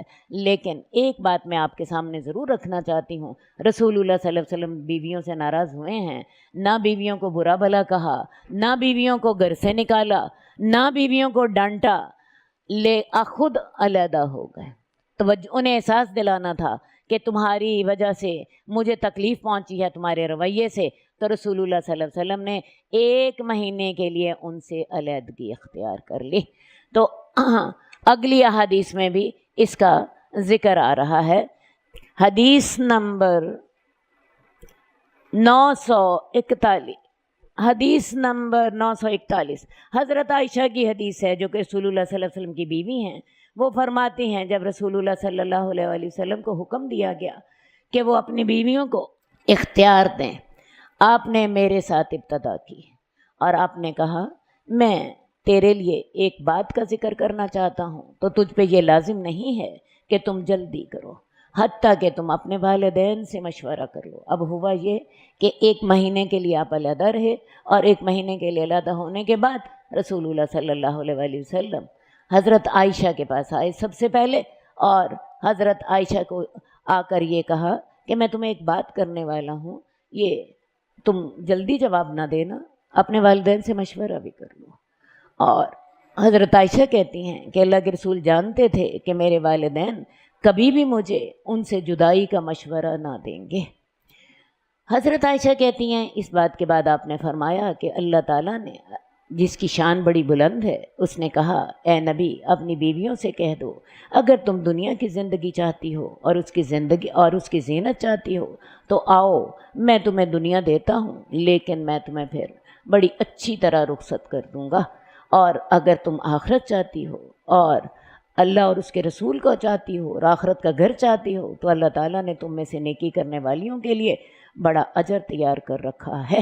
اب یہ ہے کہ جب رسول اللہ صلی اللہ علیہ وسلم 1 مہینے کے بعد تشریف لائے تو آپ نے اب اپنے ازواج کے سامنے یہ آیات رکھی اللہ کے حکم کے ساتھ، اور ازواج کو اختیار دیا کہ اگر میرے ساتھ رہنا ہے اسی فقر و فاقہ کے ساتھ رہنا ہوگا جس فقر و فاقہ کے ساتھ میں رہ رہا ہوں، اور اگر تم دنیا چاہتی ہو، دنیا کی زینت چاہتی ہو تو پھر میں تمہیں مال و دولت دے دیتا ہوں، لیکن پھر تم میری بیوی نہیں رہو گی. ٹھیک ہے، تمہیں اختیار ہے، جو چاہو پسند کر لو. اور یہ ان آیات کے ساتھ آپ نے سب سے پہلے کس کو اختیار دیا؟ حضرت عائشہ رضی اللہ تعالیٰ عنہ کو. ساتھ ہی یہ بھی کہہ دیا جلدی کرنے کی کوئی ضرورت نہیں ہے، جلدی جواب نہ دو، والدین سے مشورہ بھی کر لو تو پھر مجھے جواب دے دینا. لیکن حضرت عائشہ کہتی ہیں میں کس بات میں اپنے والدین سے مشورہ کروں؟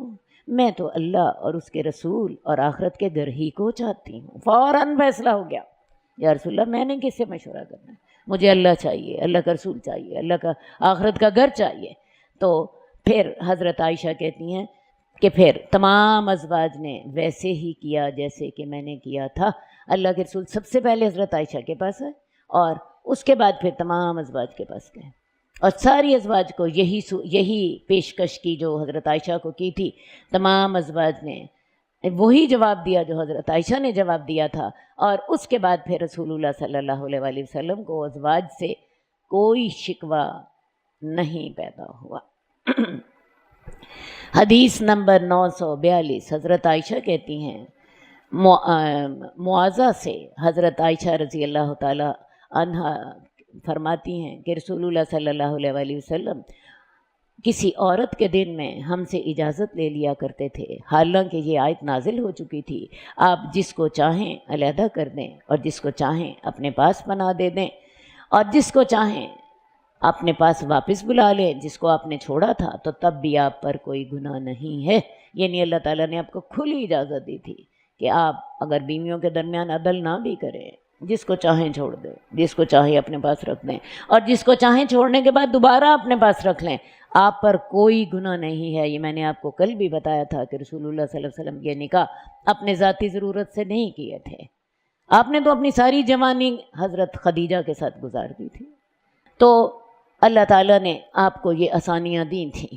تو جو ہے لیکن یہ آیت گزرنے کے بعد، آیت آنے کے بعد بھی رسول اللہ صلی اللہ علیہ وسلم ازواج کے ساتھ پورا عدل کیا کرتے تھے، اور اگر ایک بیوی کی باری میں دوسری بیوی کے پاس آپ جانا چاہتے، اس کے پاس ٹھہرنا چاہتے، تو اللہ کے رسول باقاعدہ اس سے اجازت لیا کرتے تھے۔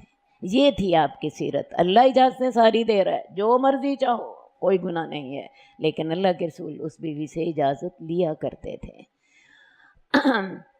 تو میں نے ان سے کہا، یعنی یہ حضرت معاذہ کہتی ہیں کہ میں نے حضرت عائشہ سے کہا کہ اگر آپ کیا کہتی تھیں، اگر آپ سے اللہ کے رسول اجازت مانگتے تو آپ کیا کہتی تھیں؟ تو حضرت عائشہ کہتی ہیں میں ان سے کہتی تھی اگر یہ میری طرف ہے، مجھے اس بات کا اختیار ہے، تو میں تو اے اللہ کے رسول آپ کے اوپر کسی کو ترجیح نہیں دیتی۔ کیا مطلب؟ یا رسول اللہ مجھے تو آپ چاہیے، میں تو یہ اتنی قربانی نہیں دے سکتی کہ میں اپنی باری میں آپ کو کہوں کہ آپ کسی اور بیوی کے پاس چلی جائیں، میں تو چاہوں گی آپ میرے پاس ہی رہیں، سمجھے؟ تو میں کہتی تھی یا رسول اللہ میں تو آپ کے معاملے میں کسی کے لیے قربانی نہیں دے سکتی، مجھے تو آپ ہی چاہیے۔ کیا خیال ہے؟ کتنا خوبصورت جواب ہے۔ حضرت عائشہ بہت سمجھدار خاتون تھیں اور بہت فصیح و بلیغ بھی تھیں۔ حدیث نمبر 945 حضرت عمر کی حدیث ہے۔ عبداللہ بن عباس کہتے ہیں کہ مجھے اس بات کی حرص رہتی تھی کہ میں عمر بن خطاب سے ان دو عورتوں کے بارے میں پوچھوں جو رسول اللہ صلی اللہ علیہ وسلم کے ازواج میں سے تھیں، جن کے بارے میں اللہ تعالیٰ نے فرمایا تھا اگر تم دونوں توبہ کر لو تو بہتر ہے، وگرنہ تمہارے دل تو ٹیڑھے ہو چکے ہیں۔ یہ سورہ تحریم کی آیات ہیں۔ یہ وہی اس راز کے سلسلے میں یہ آیات جو راز افشا کرنے کے سلسلے میں یہ آیات نازل ہوئی تھیں۔ تو عبداللہ بن عباس کہتے ہیں کہ میں عمر بن خطاب سے یہ بات پوچھنا چاہتا تھا کہ وہ دو عورتیں کون سی تھیں، حتیٰ کہ آپ نے حج کیا اور میں نے بھی آپ کے ساتھ حج کیا۔ حضرت عمر راستے سے ایک طرف ہو گئے اور میں بھی ان کے ساتھ چلا گیا پانی کا برتن لے کر، تو انہوں نے قضائے حاجت کی، پھر وہ واپس آئے تو میں نے ان کے ہاتھوں پہ پانی ڈالا تو حضرت عمر نے وضو کیا، تو میں نے ان سے کہا امیر المومنین وہ دو عورتیں کون تھیں جو رسول اللہ صلی اللہ علیہ وسلم کے ازواج میں سے تھیں، جن کے بارے میں اللہ تعالیٰ نے فرمایا تھا اگر تم دونوں اللہ کی طرف توبہ کر لو تو درست، ورنہ تمہارے دل تو ٹیڑھے ہو گئے ہیں۔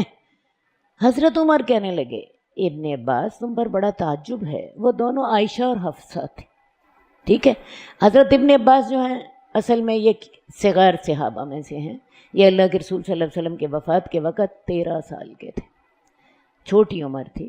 تو حضرت عمر کے دور خلافت میں انہوں نے حضرت عمر سے یہ سوال کیا، پھر انہوں نے کہا تیرے لیے ابن عباس بڑا تعجب ہے، تو وہ دونوں حضرت عائشہ اور حضرت حفصہ تھیں۔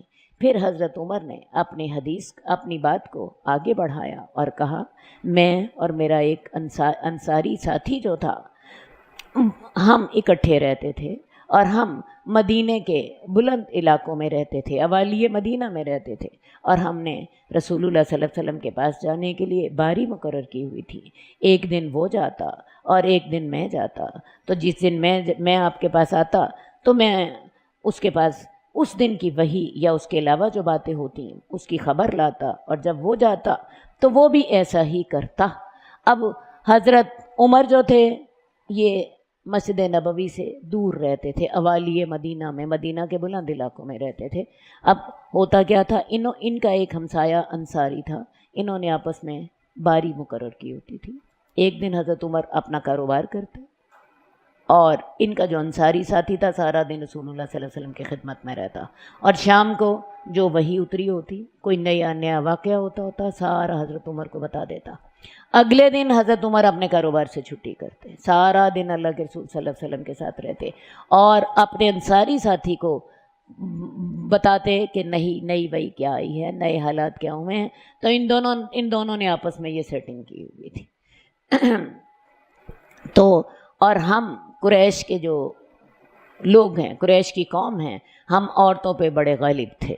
تو جب ہم مدینہ میں آئے تو اس وقت مدینے والے لوگ ان پر ان کی عورتیں غالب تھیں، تو ہماری عورتوں نے بھی انصار کی عورتوں کے طریقے سیکھنے شروع کر دیے۔ یعنی ہم جو قریش والے تھے لوگ تھے، ہم اپنی عورتوں کو خوب دبا کے رکھتے تھے، لیکن جب ہم مدینہ آئے تو مدینہ میں انصار جو تھے ان کی عورتیں ان پہ غالب تھیں۔ یعنی وہ اتنا زیادہ عورتوں کو دبا کے نہیں رکھتے تھے، وہ عورتوں کے بارے میں نرم تھے، بلکہ بعض اوقات ان کی عورتیں ان کے اوپر چڑھ جاتی تھیں۔ ٹھیک ہے، تو ہماری عورتوں نے بھی ان کے طور طریقے سیکھنے شروع کر دیے۔ بات سمجھ آئی نا؟ پہلے تو دب کے رہتی تھیں، اب انہوں نے انصار کے طور طریقے سیکھنے شروع کر دیے۔ تو میں ایک دن اپنی بیوی پر چلایا، چیخا، تو اس نے مجھے پلٹ کر جواب دیا، تو مجھے بڑا برا لگا کہ وہ مجھے پلٹ کر جواب دے رہی ہے۔ میری بیوی کہنے لگی، تمہیں یہ بات کیوں بری لگتی ہے کہ میں تمہیں پلٹ کر جواب دوں؟ اللہ کی قسم، اللہ کے رسول کی بیویاں انہیں پلٹ کر جواب دیتی ہیں، اور ان میں سے ایک اللہ کے رسول کو سارا دن چھوڑے رکھتی ہے، یہاں تک کہ ناراض رہتی ہے، روٹھی رہتی ہے، یہاں تک کہ رات کو بھی روٹھی رہتی ہے۔ ٹھیک ہے جی، ویسے اس حدیث میں تو یہ ہے کہ اللہ کی قسم اللہ کے رسول کی بیویاں بھی انہیں جواب دیتی ہیں۔ ایک اور حدیث میں ہے کہ تیری بیٹی تو اللہ کے رسول کو جواب دیتی ہے، کیونکہ حضرت حفصہ رسول اللہ صلی اللہ علیہ وسلم کی بیوی تھی۔ تو دوسری بعض حدیث میں یہ الفاظ بھی ہیں کہ آپ کی بیٹی تو انہیں جواب دیتی ہے اور میں جواب دیتی ہوں تو آپ کو برا لگتا ہے، اور ان میں سے کوئی ایک انہیں سارا دن بھی ان سے ناراض رہتی ہے، یہاں تک کہ رات کو بھی ناراض رہتی ہے۔ تو مجھے اس بات نے گھبراہٹ میں ڈال دیا، مجھے کس کو؟ حضرت عمر کو۔ پریشان ہو گئے حضرت عمر، اور میں نے اپنی بیوی سے کہا، نامراد ہو گئی وہ جس نے ایسا کیا ان میں سے، خواہ وہ میری بیٹی ہی کیوں نہ ہو، وہ بڑا غلط کام کر رہی ہے، وہ اس کو اس بات کا نقصان ہوگا۔ پھر میں نے اپنے کپڑے پہنے تو میں آیا اور میں حفصہ کے گھر گیا، تو میں نے کہا، اے حفصہ، کیا تم میں سے ایک نبی صلی اللہ علیہ وسلم سے سارا دن روٹھی رہتی ہے، یہاں تک کہ رات کو بھی ناراض رہتی ہے؟ وہ کہنے لگی، ہاں ایسا ہوتا ہے۔ میں نے کہا، تو تو بڑی خسارے میں ہوئی، تو تو ناکام ہو گئی، یعنی اگر تو ایسا کرتی ہے تو پھر بہت خراب کام کر رہی ہے۔ کیا تجھے اس بات سے ڈر نہیں آتا کہ اللہ تعالیٰ اس پر ناراض ہوگا، کیونکہ اللہ کے رسول اس پر ناراض ہے؟ یعنی اگر کوئی عورت، اگر کوئی بیوی جو ہے رسول اللہ صلی اللہ علیہ وسلم سے ناراض ہوتی ہے، تو ایک حیثیت تو ہے شوہر کی، اور ایک حیثیت اللہ کا رسول ہونے کی بھی تو ہے نا۔ تو اللہ کے رسول اگر اس پر ناراض ہوں گے تو جس پر اللہ کے رسول ناراض ہوں اس پہ اللہ ناراض ہوتا۔ صحیح ہے؟ تو کیا تمہیں اس بات سے ڈر نہیں آتا کہ اللہ تعالیٰ ناراض ہوں گے اپنے رسول کے ناراض ہونے کی وجہ سے؟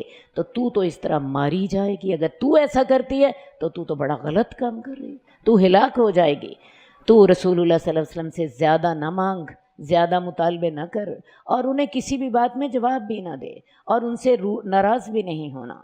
میرے سے مانگ لو جس کی تمہیں ضرورت ہے، اور تجھے یہ بات دھوکہ نہ دے کہ تیری ہمسائی یعنی حضرت عائشہ تیرے سے زیادہ خوبصورت ہیں اور رسول اللہ صلی اللہ علیہ وسلم کو زیادہ محبوب ہیں۔ یعنی تو کہیں حضرت عائشہ سے دھوکہ نہ کھا لینا، حضرت عائشہ اللہ کے رسول کو محبوب ہیں، اللہ کے رسول ان کی بات سن لیں گے، تیری نہیں سنیں گے، ان کے نخرے اٹھا لیں گے، تیرے نہیں اٹھائیں گے۔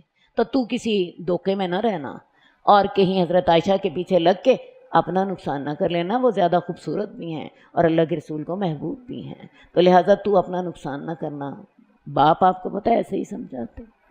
حضرت عمر کہتے ہیں، اور ہم ان دنوں میں باتیں کر رہے تھے کہ غسانی جو ہیں وہ جہاد کے لیے تیاری کر رہے ہیں۔ غسانی سے مراد رومی حکومت، یہ جو تھا غسان کا علاقہ رومی حکومت کے ماتحت تھا۔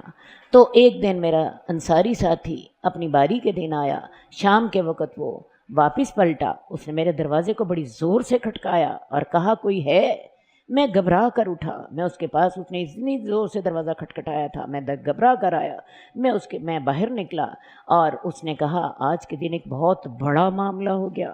میں نے پوچھا کیا رومیوں نے حملہ کر دیا؟ اس نے کہا نہیں، اس سے بھی زیادہ بڑی بات ہو گئی اور اس سے زیادہ ہولناک بات ہو گئی، رسول اللہ صلی اللہ علیہ وسلم نے ساری بیویوں کو طلاق دے دی ہے۔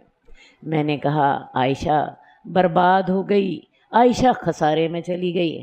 ظاہر ہے حضرت عمر کو تو اپنی بیٹی سب سے پہلی یاد آنی تھی، ٹھیک ہے، عائشہ برباد ہو گئی، عائشہ خسارے میں چلی گئی۔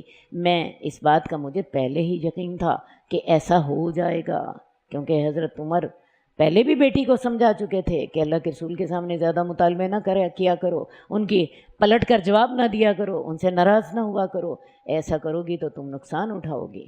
تو مجھے اس بات کا پہلے بھی خیال تھا کہ ایسا ہو جائے گا۔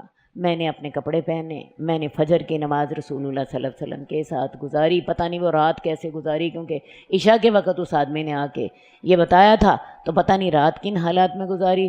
صبح فجر کے وقت گئے تو جا کے رسول اللہ صلی اللہ علیہ وسلم کے ساتھ فجر کی نماز پڑھی۔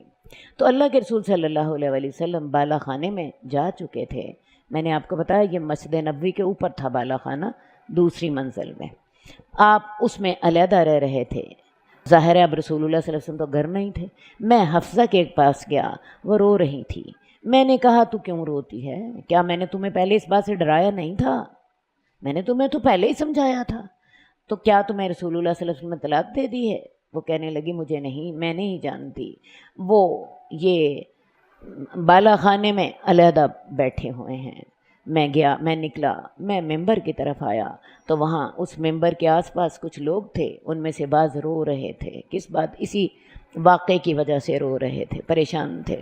میں ان کے ساتھ تھوڑی دیر بیٹھا، پھر مجھ پہ غالب آ گیا جو مجھے پریشانی تھی۔ پریشانی یہی تھی کہ اللہ کے رسول کے پاس جاؤں، حالات کا پتہ کروں، کیا واقعی اللہ کے رسول نے سب کو طلاق دے دی ہے؟ تو پھر مجھ پہ غالب آ گیا جس پر میں پریشان ہو رہا تھا۔ میں بالا خانہ کی طرف گیا جس میں اللہ کے رسول صلی اللہ علیہ وآلہ وسلم تھے۔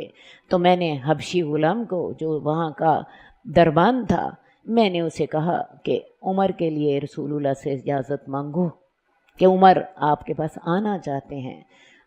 وہ غلام اللہ کے رسول کے پاس گیا، اس نے رسول اللہ صلی اللہ علیہ وسلم سے بات کی، پھر پلٹ آیا اور کہا میں نے رسول اللہ صلی اللہ علیہ وسلم سے بات کی ہے اور میں نے ان سے آپ کا ذکر کیا ہے، لیکن اللہ کے رسول صلی اللہ علیہ وآلہ وسلم خاموش رہے ہیں۔ میں پھر پلٹ آیا، یہاں تک کہ میں اس گروہ کے ساتھ بیٹھ گیا جو ممبر کے ساتھ تھے۔ پھر میری پریشانی نے مجھ پر غلبہ پا لیا۔ میں دوبارہ اس غلام کے پاس آیا، میں نے کہا اللہ کے رسول سے دوبارہ عمر کے لیے اجازت مانگو۔ وہ دوبارہ گیا، پھر پلٹا، پھر اس نے کہا میں نے آپ کے پاس آپ کا ذکر کیا، آپ خاموش رہے ہیں، کیا مراد؟ اجازت نہیں ملی دوسری دفعہ مانگنے پر بھی۔ پھر میں واپس چلا گیا، میں ان لوگوں کے ساتھ بیٹھ گیا جو کہ ممبر کے پاس تھے۔ پھر میری پریشانی نے مجھے بے چین کر دیا۔ میں پھر تیسری دفعہ غلام کے پاس آیا تو میں نے کہا عمر کے لیے اللہ کے رسول سے اجازت مانگو۔ وہ داخل ہوا، پھر میری طرف پلٹا اور اس نے کہا میں نے آپ کا ذکر ان کے پاس کیا ہے، آپ تیسری دفعہ بھی خاموش رہے ہیں، کوئی اجازت نہیں ملی۔ اور میں جب واپس پلٹ رہا تھا تو اس غلام نے کہا، میں نے دیکھا وہ غلام مجھے بلا رہا تھا اور اس نے کہا اللہ کے رسول نے تمہیں اجازت دے دی ہے 3 دفعہ اجازت مانگنے کے بعد۔ اس کا مطلب ہے اللہ کے رسول صلی اللہ علیہ وآلہ وسلم بھی انتہائی پریشان تھے۔ بس میں اللہ کے رسول، لیکن آپ یہ دیکھیے اس پریشانی میں آپ کو توجہ یہ دلانا چاہتی ہوں، نہ بیویوں کو گالیاں دی ہیں، نہ انہیں مارا ہے، نہ انہیں گھر سے نکالا ہے۔ وہ حل اختیار کیا ہے جس حل کے ساتھ مسئلہ بھی حل ہو گیا اور آپ اپنے اخلاق کے اونچے درجے پر بھی باقی رہے، ٹھیک ہے۔ میں رسول اللہ صلی اللہ علیہ وسلم کے پاس داخل ہوا۔ اللہ کے رسول صلی اللہ علیہ وآلہ وسلم ایک کھجور سے بنی ہوئی چٹائی پر لیٹے ہوئے تھے، آپ کے درمیان اور اس چٹائی کے درمیان کچھ نہیں تھا، یعنی کوئی بیڈ کور، کوئی چادر، کچھ نہیں تھی۔ اور جو کھجور کی چٹائی تھی اس نے رسول اللہ صلی اللہ علیہ وسلم کے پہلوؤں پر اثر چھوڑا تھا۔ کچھ نہیں سے مراد ایک اور بھی ہے کہ اللہ کے رسول نے قمیص بھی نہیں پہنی ہوئی تھی، قمیص بھی نہیں پہنی ہوئی تھی، یہ کمر ننگی تھی، ٹھیک ہے، کوئی چادر وغیرہ کا سوال ہی پیدا نہیں ہوتا۔ یہ تو ہم لوگوں کے نخرے ہیں کہ جب تک اتنا 8 انچ موٹا فارم کا گدا نہ ہو اور اس کے اوپر بیڈ کور نہ ہو تو تب تک خیر سے ہم لیٹ ہی نہیں سکتے۔ تو اللہ کے رسول کا تو رہن سہن بڑا سادہ تھا، قمیص بھی نہیں پہنی ہوئی، تو ہوا یہ کہ وہ جو کھجور کی چڑھائی تھے اس کے نشانات رسول اللہ صلی اللہ علیہ وسلم کی کمر مبارک پہ پڑ گئے تھے، ٹھیک ہے۔ آپ تکیہ لگائے ہوئے تھے اور وہ تکیہ جو تھا کھجور کی چھال اس میں بھری ہوئی تھی، چمڑے کا تکیہ تھا اور اس میں کھجور کی چھال بھری ہوئی تھی۔ میں نے آپ کو سلام کیا، پھر میں نے کہا جب کہ میں کھڑا ہی تھا، ابھی بیٹھنے کی ضرورت نہیں ہو رہی کیونکہ رسول اللہ صلی اللہ علیہ وسلم کا مزاج حضرت عمر دیکھ رہے ہیں، میں نے آپ کو سلام کیا، پھر میں نے کہا جب میں کھڑا ہی تھا، اے اللہ کے رسول کیا آپ نے اپنی بیویوں کو طلاق دے دی ہے؟ آپ نے میری طرف اپنی نگاہ اٹھائی اور کہا نہیں۔ میں نے کہا اللہ اکبر، خوشی کے ساتھ، چلو جی ایک مسئلہ تو حل ہوا نا کہ طلاق نہیں دی۔ پھر میں نے کہا، اور میں کھڑا تھا، میں اللہ کے رسول کو بہلانا چاہتا تھا، اے اللہ کے رسول کاش آپ مجھے دیکھتے، ہم قریش کے گروہ عورتوں پہ غالب آتے تھے۔ جب ہم مدینہ آئے اس وقت جو مدینہ کے مرد تھے ان پر ان کی عورتیں غالب تھیں۔ اللہ کے رسول اس بات سے مسکرائے، کیونکہ معاملہ یہاں بھی تقریباً یہی ہو رہا ہے نا، عورتوں نے تنگ کر دیا رسول اللہ صلی اللہ علیہ وسلم کو۔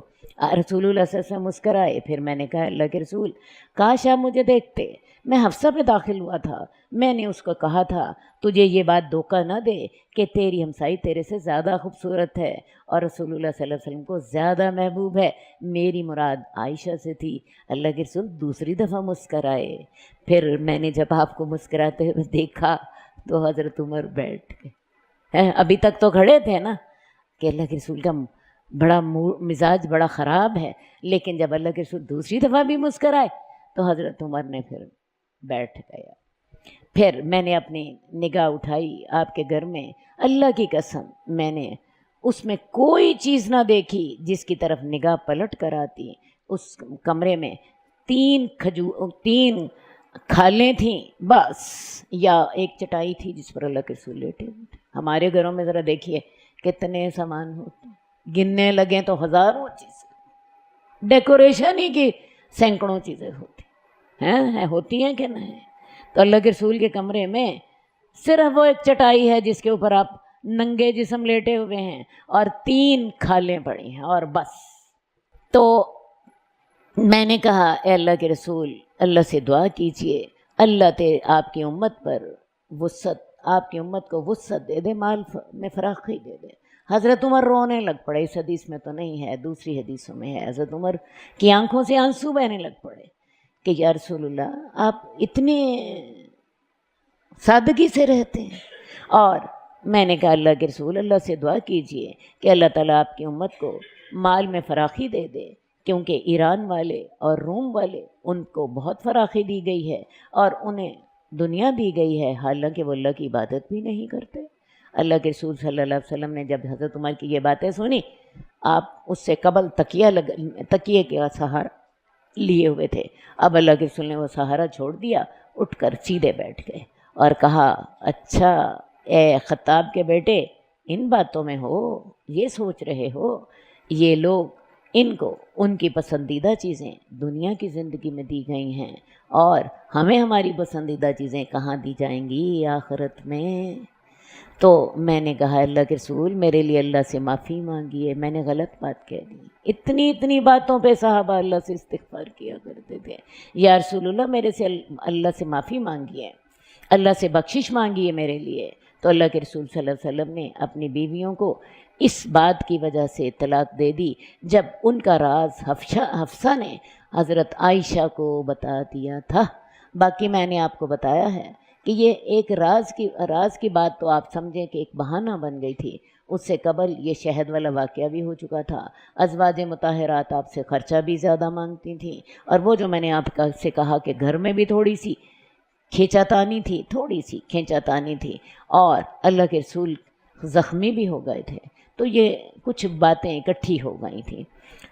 جن میں سب سے آخری بات یہ والی تھی کہ حضرت حفصہ نے آپ کا راز حضرت عائشہ کو بتا دیا تھا. آپ 29 دنوں کے لیے اپنی ازواج سے علیحدہ ہو گئے اور آپ نے ان سے کہا میں تم پر 1 مہینہ تک نہیں آؤں گا اس دکھ کی وجہ سے جو آپ کو ان کی وجہ سے دکھ ہوا تھا.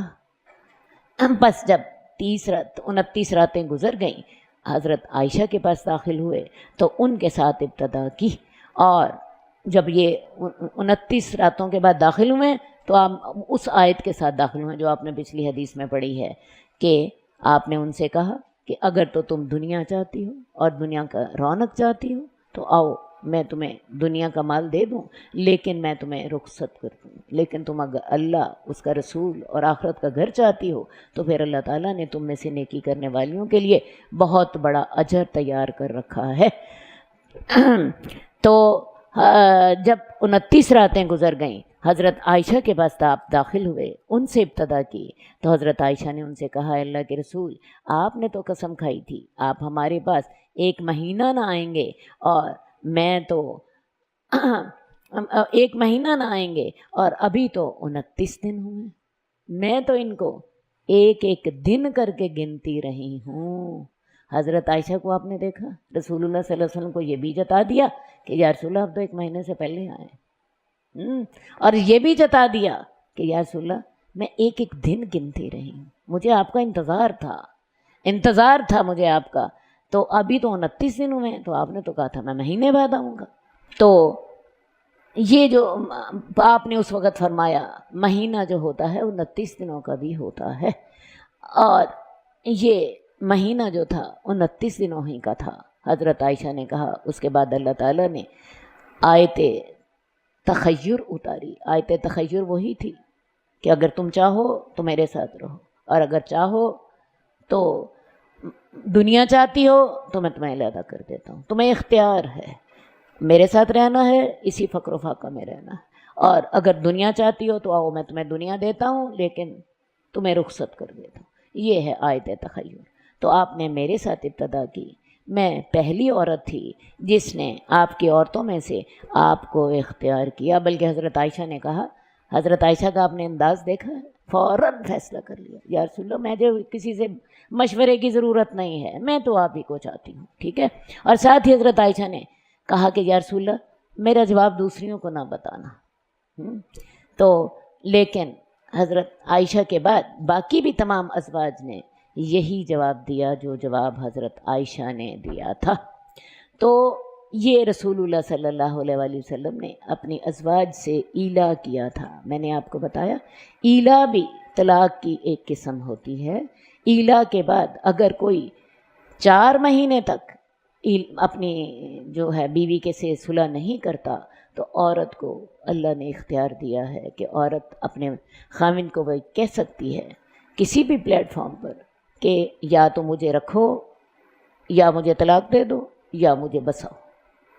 ٹھیک ہے. لیکن اگر عورت مطالبہ نہ کرے، جیسے ہمارے ہاں عورتیں 10 سال میں کے بیٹھی رہتی ہیں، ٹھیک ہے، تو پھر طلاق نہیں ہوگی. باقی میاں بیوی کا معاملہ گڑبڑ رہے گا، وہ معاملہ گڑبڑ رہے گا لیکن طلاق نہیں ہوگی. طلاق تبھی ہوگی جب مرد طلاق دے گا. تو ٹھیک ہے.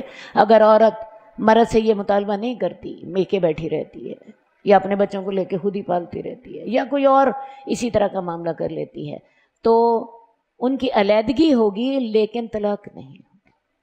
اچھا جی، حدیث نمبر 946 حضرت عائشہ کی حدیث ہے، اور فاطمہ بنت قیس کی حضرت عائشہ سے روایت ہے کہ انہوں نے کہا تھا فاطمہ کو کیا ہے، وہ اللہ سے کیوں نہیں ڈرتی، یعنی اپنے اس قول میں کہ اس کے لیے نہ تو رہائش ہے اور نہ ہی خرچہ ہے.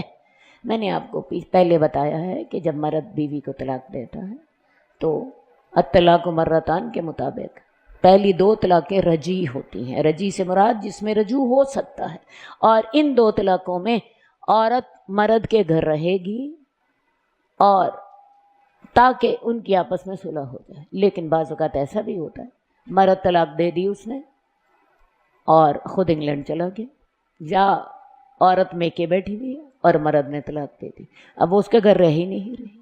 صحیح ہے. تو یہ جو 3 حیض ہیں، اس عرصے میں وہ عورت ابھی بیوی، اس کی بیوی ہے، اس کو اگر وہ انگلینڈ چلا گیا ہے، اسے اپنے ساتھ نہیں رکھ رہا، یا وہ میکے تھی، اس طرح کے حالات ہوں، تو 2 رجعی طلاقوں میں ان 3 حیضوں کے درمیان عورت کے رہنے کا خرچہ اور اس کے کھانے پینے کا خرچہ خامن کے ذمے ہے، خامن کے ذمے ہے۔ لیکن جب تیسری طلاق ہوگی، تیسری طلاق میں چونکہ رجوع نہیں ہو سکتا، تو تیسری طلاق کے بعد یہ جو 3 حیض ہیں، عدت ہے، ان میں عورت کو رہائش کا حق بھی نہیں ہے اور خرچے کا حق بھی نہیں ہے۔ اس کی وجہ یہ اب صلح تو ہو نہیں سکتی، اب تو تیسری طلاق کے بعد نہ رجوع ہے نہ دوبارہ نکاح، جب تک کہ وہ کسی اور مرد سے نکاح نہ اس کا ہو اور وہ مرد اس کو طلاق نہ دے، ٹھیک ہے۔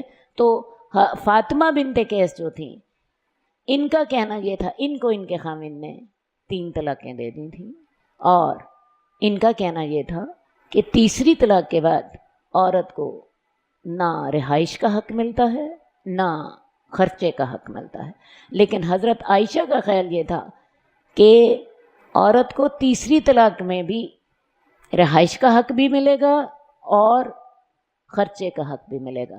لیکن صحیح بات یہ ہے کہ اس بارے میں فاطمہ بنت قیس کی بات زیادہ درست ہے، کیونکہ فاطمہ بنت قیس کا اپنا معاملہ تھا، فاطمہ بنت قیس کو تیسری طلاق میں یہ حق نہیں دیا گیا تھا، ٹھیک ہے۔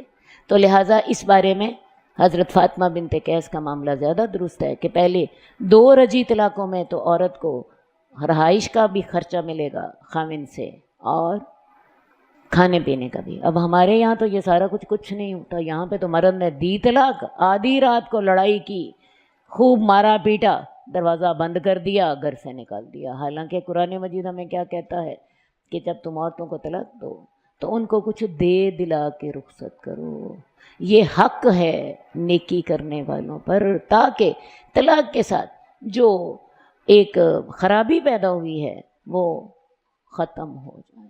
تو طلاق والوں کے لیے جو 5-6 دفعہ اللہ تعالیٰ نے حکم دیا ہے کہ وَلِلْمُطَلَّقَاتِ مَتَاعٌ بِالْمَعْرُوف، طلاق والی عورتوں کو کچھ نہ کچھ دے کر رخصت کرو، خالی ہاتھ نہیں بھیجنا۔ اور ہمارے ہاں کیا ہوتا ہے، خالی ہاتھ کیا بھیجنا ہے، اس کے سر کا دوپٹہ بھی اتار لیتے ہیں، اس کا جو ہوتا ہے جہیز کا سامان بھی رکھ لیتے ہیں اپنے پاس، اور مرد جتنا اس کو تنگ کرنا چاہتا ہے وہ تنگ کر لیتا ہے۔ یہ سارے ظلم ہیں مرد کے۔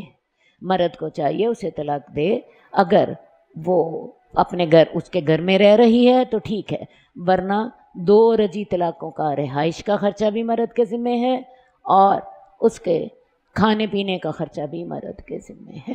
اسی طرح اگر عورت جو ہے وہ حاملہ ہو تو جو ڈاکٹرز کی فیسیں ہیں، یہ سارے اس کو دکھانا اور ڈلیوری کے خرچے، یہ سارے بھی مرد کے ذمے ہیں۔ ہمارے ہاں کیا ہوتا ہے، بیوی کو پھینک دیا ان کے میکے کی طرف، بھگتو تو ان کا خواہ لاکھ روپیہ لگے خواہ 2 لاکھ روپے لگے، مرد خیر سے اپنے گھر میں بیٹھا ہے اور یہ وہ اپنی بیوی کے ساتھ کر رہا ہوتا ہے۔ حالانکہ شریعت طلاق کی صورت میں بھی یہ خرچے عورت کو دلواتی ہے، کیونکہ 3 حیض تک جب تک کہ طلاق مکمل نہیں ہو جاتی عورت مرد کی بیوی ہوتی ہے۔ اچھا جی، حدیث نمبر 949 ام سلمہ کی حدیث ہے، ابو سلمہ سے، کہ ایک آدمی ابن عباس کی طرف آیا اور ابو ہریرہ رضی اللہ تعالیٰ عنہ ان کے پاس بیٹھے ہوئے تھے، تو انہوں نے کہا مجھے ایک ایسی عورت کے بارے میں فتویٰ دیجئے جس کے بچہ اپنے خامن کے فوت ہونے کے 40 راتوں کے بعد پیدا ہوا ہے۔ بات اب سمجھ لیجئے۔ دیکھیں میں جو ہے طلاق کی عدت تو 3 حیض ہے، طلاق کی عدت تو 3 حیض ہے، لیکن اگر عورت حاملہ ہو تو اس کی عدت وضع حمل تک ہوتی ہے۔ وَأُولَاتُ الْأَحْمَالِ أَجَلُهُنَّ أَن يَضَعْنَ حَمْلَهُنَّ، قرآن مجید میں اللہ تعالیٰ نے یہ ساری باتیں بتائی ہیں کہ اگر کوئی عورت حاملہ ہو، ایک آدمی نے اپنی حاملہ بیوی کو طلاق دی ہے تو اس کی طلاق ڈیلیوری تک ہوگی۔ خواہ آج طلاق دی ہے، 8 مہینے بعد بچہ پیدا ہو رہا ہے، اتنی دیر تک اس کی عدت ختم نہیں ہوتی، اور خواہ اس نے رات کو طلاق دی اور صبح بچہ پیدا ہو گیا، اب صبح ہی عدت ختم ہو گئی، صبح ہی عدت ختم ہو گئی۔ تو حاملہ عورت کی عدت جو ہے وہ وضع حمل تک ہوتی ہے، ڈیلیوری کے بعد اس کی عدت ختم ہو گئی، وہ اب اس کے نکاح سے نکل گئی۔ ٹھیک ہے جی۔ تو بعض اوقات ایسا ہوتا ہے کہ ایک عورت بیوہ ہوتی ہے اور حاملہ بھی ہوتی ہے۔ بیوہ کی عدت 4 مہینے اور 10 دن ہے، شوہر فوت ہو جائے تو بیوہ کو 4 مہینے اور 10 دن عدت گزارنی ہوتی ہے۔ لیکن اگر عورت بیوہ ہے اور حاملہ بھی ہے تو پھر کیا اسے 4 مہینے 10 دن کی عدت گزارنی ہے یا اسے ڈیلیوری تک عدت گزارنی ہے؟ صحیح بات یہ ہے کہ اس کی عدت ڈیلیوری تک ہی ہے، خواہ جلدی اس کی ڈیلیوری ہو جائے یا دیر سے ہو۔ اب یہاں پر ایک آدمی ابن عباس کے پاس آیا اور حضرت ابو ہریرہ ان کے پاس بیٹھے ہوئے تھے، تو اس آدمی نے کہا مجھے ایک عورت کے بارے میں فتویٰ دے دیجئے جس کا 40 دنوں کے بعد، خامن کی وفات کے 40 دنوں کے بعد اس کا بچہ پیدا ہوا ہے۔ ابن عباس کہنے لگے دونوں مدتوں میں سے جون سی آخر میں آتی ہے، یعنی اگر تو ڈیلیوری بعد میں ہے تو ڈیلیوری اس کی عدت ہوگی، اور اگر 4 مہینے 10 دن بعد میں ہے یعنی بچہ 40 دنوں کے بعد پیدا ہو گیا ہے تو اب اس کی عدت کون سی ہے؟ 4 مہینے 10 دن، کیونکہ وہ لمبی عدت ہے۔ تو جو لمبی عدت ہے دونوں میں سے، اگر اس کی ڈیلیوری لمبی ہے تو ڈیلیوری عدت ہے، اور اگر اس کی یہ جو 4 مہینے 10 دن لمبی عدت ہے تو یہ اس کی عدت ہوگی۔ میں نے کہا کہ قرآن مجید میں اللہ فرماتے ہیں کہ حمل والی عورتیں ان کی عدت یہ ہے کہ وہ اپنا حمل وضع کر لیں۔ ابو ہریرہ کہنے لگے میں اپنے بھتیجے ابو سلمہ کے ساتھ ہوں، تو ابن عباس نے اپنے غلام قریب کو ام سلمہ کی طرف بھیجا، وہ ان سے مسئلہ پوچھتے تھے۔ تو حضرت ام سلمہ نے کہا سبیہ اسلمی کی جو بیوی کا جو خامن تھا وہ شہید ہو گیا، اور سبیہ اسلمی جو تھی وہ حاملہ تھیں، تو انہوں نے اس کی موت کے 40 دنوں بعد بچہ جنا، تو اس کو نکاح کے پیغام دیے گئے، اس کو نکاح کا پیغام دیا گیا، تو رسول اللہ صلی اللہ علیہ وسلم نے اس کو نکاح کرنے کی اجازت دے دی، اور ابو سنابل بھی ان لوگوں میں سے تھے جنہوں نے ان کو نکاح کا پیغام دیا تھا۔ تو بات کیا واضح ہوئی کہ اگر کوئی بیوہ حاملہ ہو تو اس کی عدت 4 مہینے 10 دن نہیں ہوگی، بلکہ اس کی عدت کون سی ہوگی؟ جب اس نے بچہ جن لیا، جب اس کی ڈیلیوری ہو گئی۔ اب یہ والی حدیث ہے 949، اس میں سبیہ اسلمی جو ہیں یہ اپنے شہید خامن کے بعد 40 دن کے بعد ان کی ڈیلیوری ہو گئی ہے، اور یہ جو تھیں بچہ جب پیدا ہو گیا تو لوگوں نے ان کو نکاح کا پیغام دینا شروع کر دیا۔ اب یہ رسول اللہ صلی اللہ علیہ وسلم کے پاس آئیں تو اللہ کے رسول نے ان کو اجازت دی کہ یہ نکاح کر سکتی ہیں، تو لہٰذا عورت جب بیوہ ہو اور حاملہ ہو تو وہ ڈیلیوری جب اس کی ختم ہو گئی وہ نکاح کر سکتی ہے، لیکن تعلقات جو ہیں یا رخصتی جو ہے وہ تو تب ہی ہوگی جب وہ اپنے نفاس سے پاک ہوگی، کیونکہ ان دنوں میں آپ کو پتہ ہے عورت پاک نہیں ہوتی۔ لیکن نکاح جو ہے وہ ہو سکتا ہے، وہ چاہے تو بچے کے پیدا ہونے کے 2 گھنٹے بعد کر لیں، بات پکی کر لیں، اس کے بعد رخصتی کا معاملہ، شوہر کے پاس جانے کا معاملہ تبھی ہوگا جب وہ اپنے نفاس سے پاک ہو چکی ہوگی، خون ختم ہو چکا ہوگا۔ حدیث نمبر 950۔ اچھا، ایک بات میں نے آپ سے کہنی ہے کہ طلاق، میں نے آپ کو عدت بتائی ہے، جو عورت منکوحہ ہے اس کی عدت تو ہے 3 حیض، جو عورت حاملہ ہے اس کی عدت وضع حمل تک، اسی طرح جو عورت جو ہے بیوہ ہے اس کی عدت 4 مہینے 10 دن اگر وہ حاملہ نہیں ہے، اگر وہ حاملہ ہوگی تو اس کی عدت جیسے کہ یہ حدیث آپ نے پڑھی حمل وضع ہونے کے بعد تک ہوگی۔ اسی طرح جو عورتیں ان کے مینسز ختم ہو چکے، آپ کو پتہ ہے جب عورت کی عمر جو ہے 45-50 سال سے بڑھ جاتی ہے تو مینسز ختم ہو جاتے ہیں، تو جن کے مینسز ختم ہو چکے ان کی عدت 3 ماہ ہے، ان کی عدت 3 ماہ ہے۔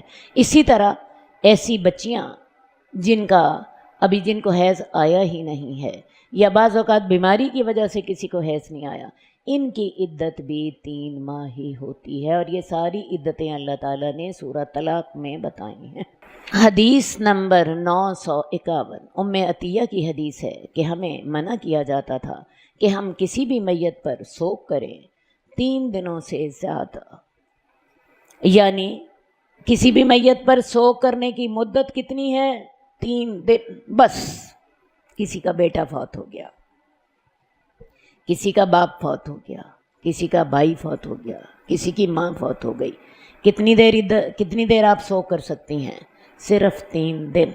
3 دنوں کے بعد سوگ ختم کر دینا چاہیے۔ 3 دنوں کے بعد اگر آپ سوگ کریں گے گناہ ہوتا ہے۔ حدیث میں بڑی سختی سے آتا ہے، جو کوئی اللہ پر ایمان لاتا ہے اور آخرت کے دن پر ایمان لاتا ہے تو 3 دنوں سے زیادہ سوگ نہ کرے۔ اور اس سلسلے میں حضرت ام حبیبہ جو ہیں، یہ رسول اللہ صلی اللہ علیہ وسلم کی بیوی ہیں، ان کے والد ابو سفیان فوت ہو گئے۔ انہوں نے 3 دنوں کے بعد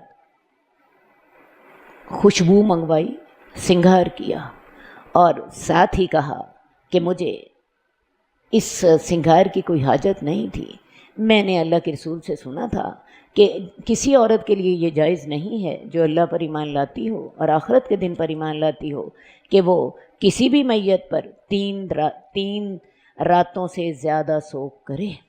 تو لہٰذا میں رسول اللہ صلی اللہ علیہ وسلم کے حکم کی فرما برداری میں 3 دنوں کے بعد اب اپنا سوگ ختم کر رہی ہوں اور میں اب سنگھار کر رہی ہوں، ٹھیک ہے۔ اسی طرح حضرت زینب بنت جہش، یہ بھی رسول اللہ صلی اللہ علیہ وسلم کی زوجہ محترمہ ہیں، تو ان کے بھائی فوت ہو گئے اور انہوں نے بھی 3 دنوں کے بعد اپنا سوگ ختم کر دیا۔ اور سوگ کیسے ختم کر دیا؟ سنگھار کیا، ٹھیک ہے۔ اور انہوں نے بھی کہا کہ مجھے سنگھار کی ضرورت نہیں تھی، میں صرف رسول اللہ صلی اللہ علیہ وسلم کے حکم کی پابندی کر رہی ہوں۔ تو حضرت ام عطیہ کہتی ہیں کہ وہ رسول اللہ صلی اللہ علیہ وسلم سے روایت کرتی ہیں کہ ہمیں منع کیا جاتا تھا کہ ہم کسی بھی میت پر 3 دنوں سے زیادہ سوگ کریں۔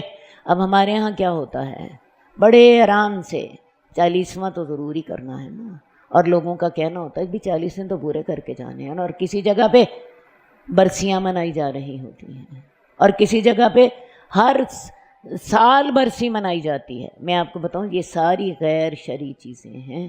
بہت سی جگہ پہ ایسا ہو رہا ہوتا ہے، ہاں جی اس سال میرے دادا ابو فوت ہوئے تھے تو لہٰذا شادی نہیں ہوگی، یا اس سال ہم نے عید نہیں کرنی، میرا فلاں فوت ہوا تھا۔ میں آپ کو بتاؤں 3 دنوں سے زیادہ سوگ کرنا منع ہے، اس بات کو اچھی طرح سمجھ لیجئے۔ اور یہ جو 7 اور 40ویں اور یہ 10ویں، یہ ساری آپ کی سنت کے خلاف باتیں ہیں۔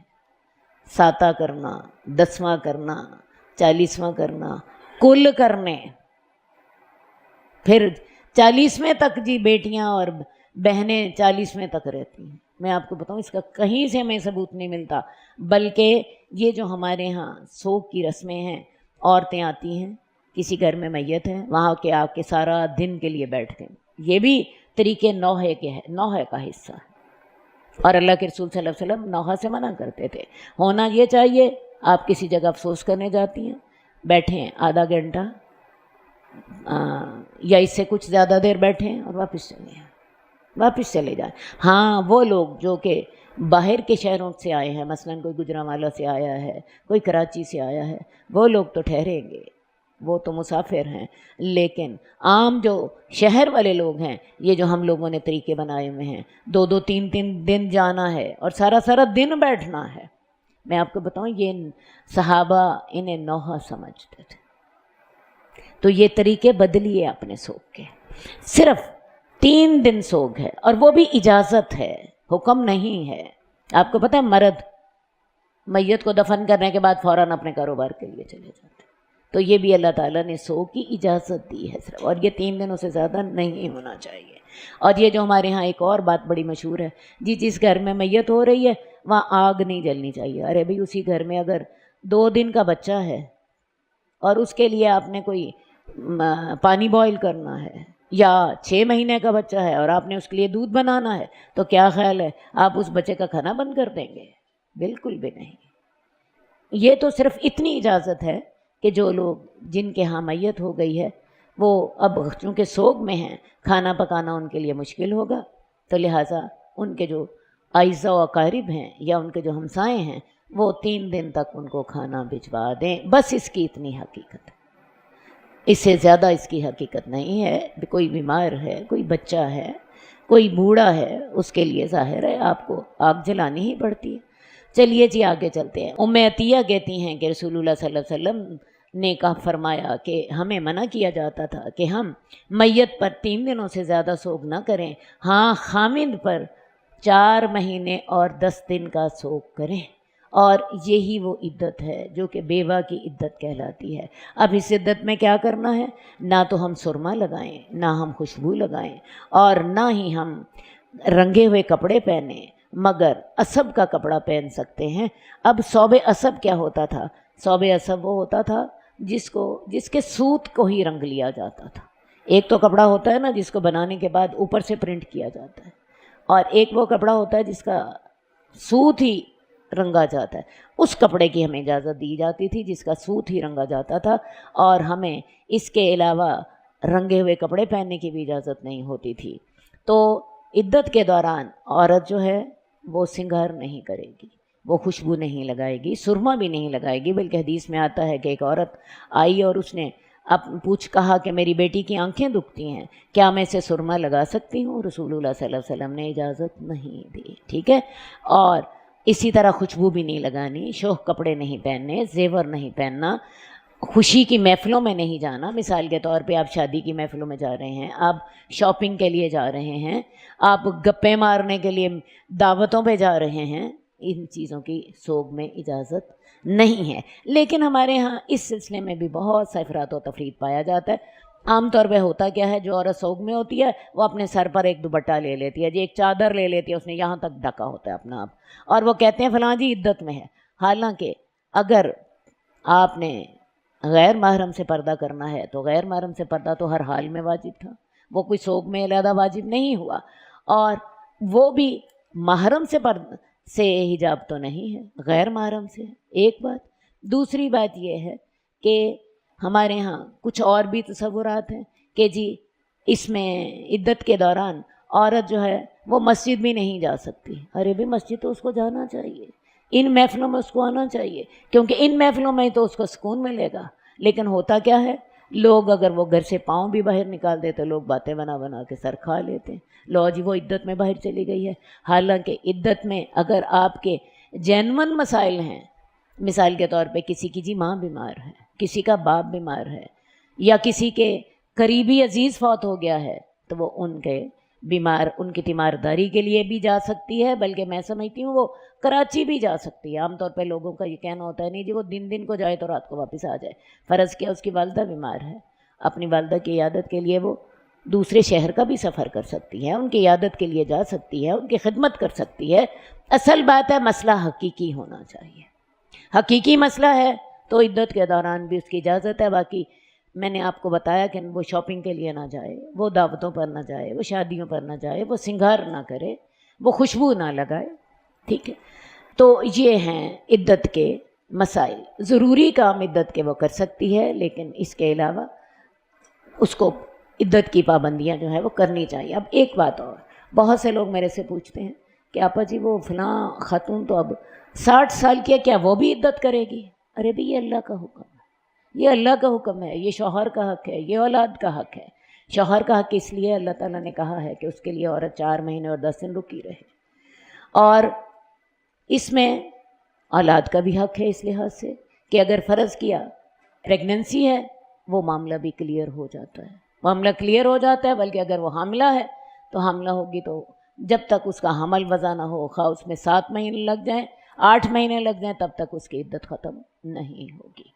ہاں جی، یہ ہمارے طلاق کے مسائل جو ہیں، طلاق اور عدتوں کے مسائل ہمارے ختم ہو گئے۔ اللہم صلی علی محمد وعلی آل محمد کما صلیت علی ابراہیم وعلی آل ابراہیم انک حمید مجید۔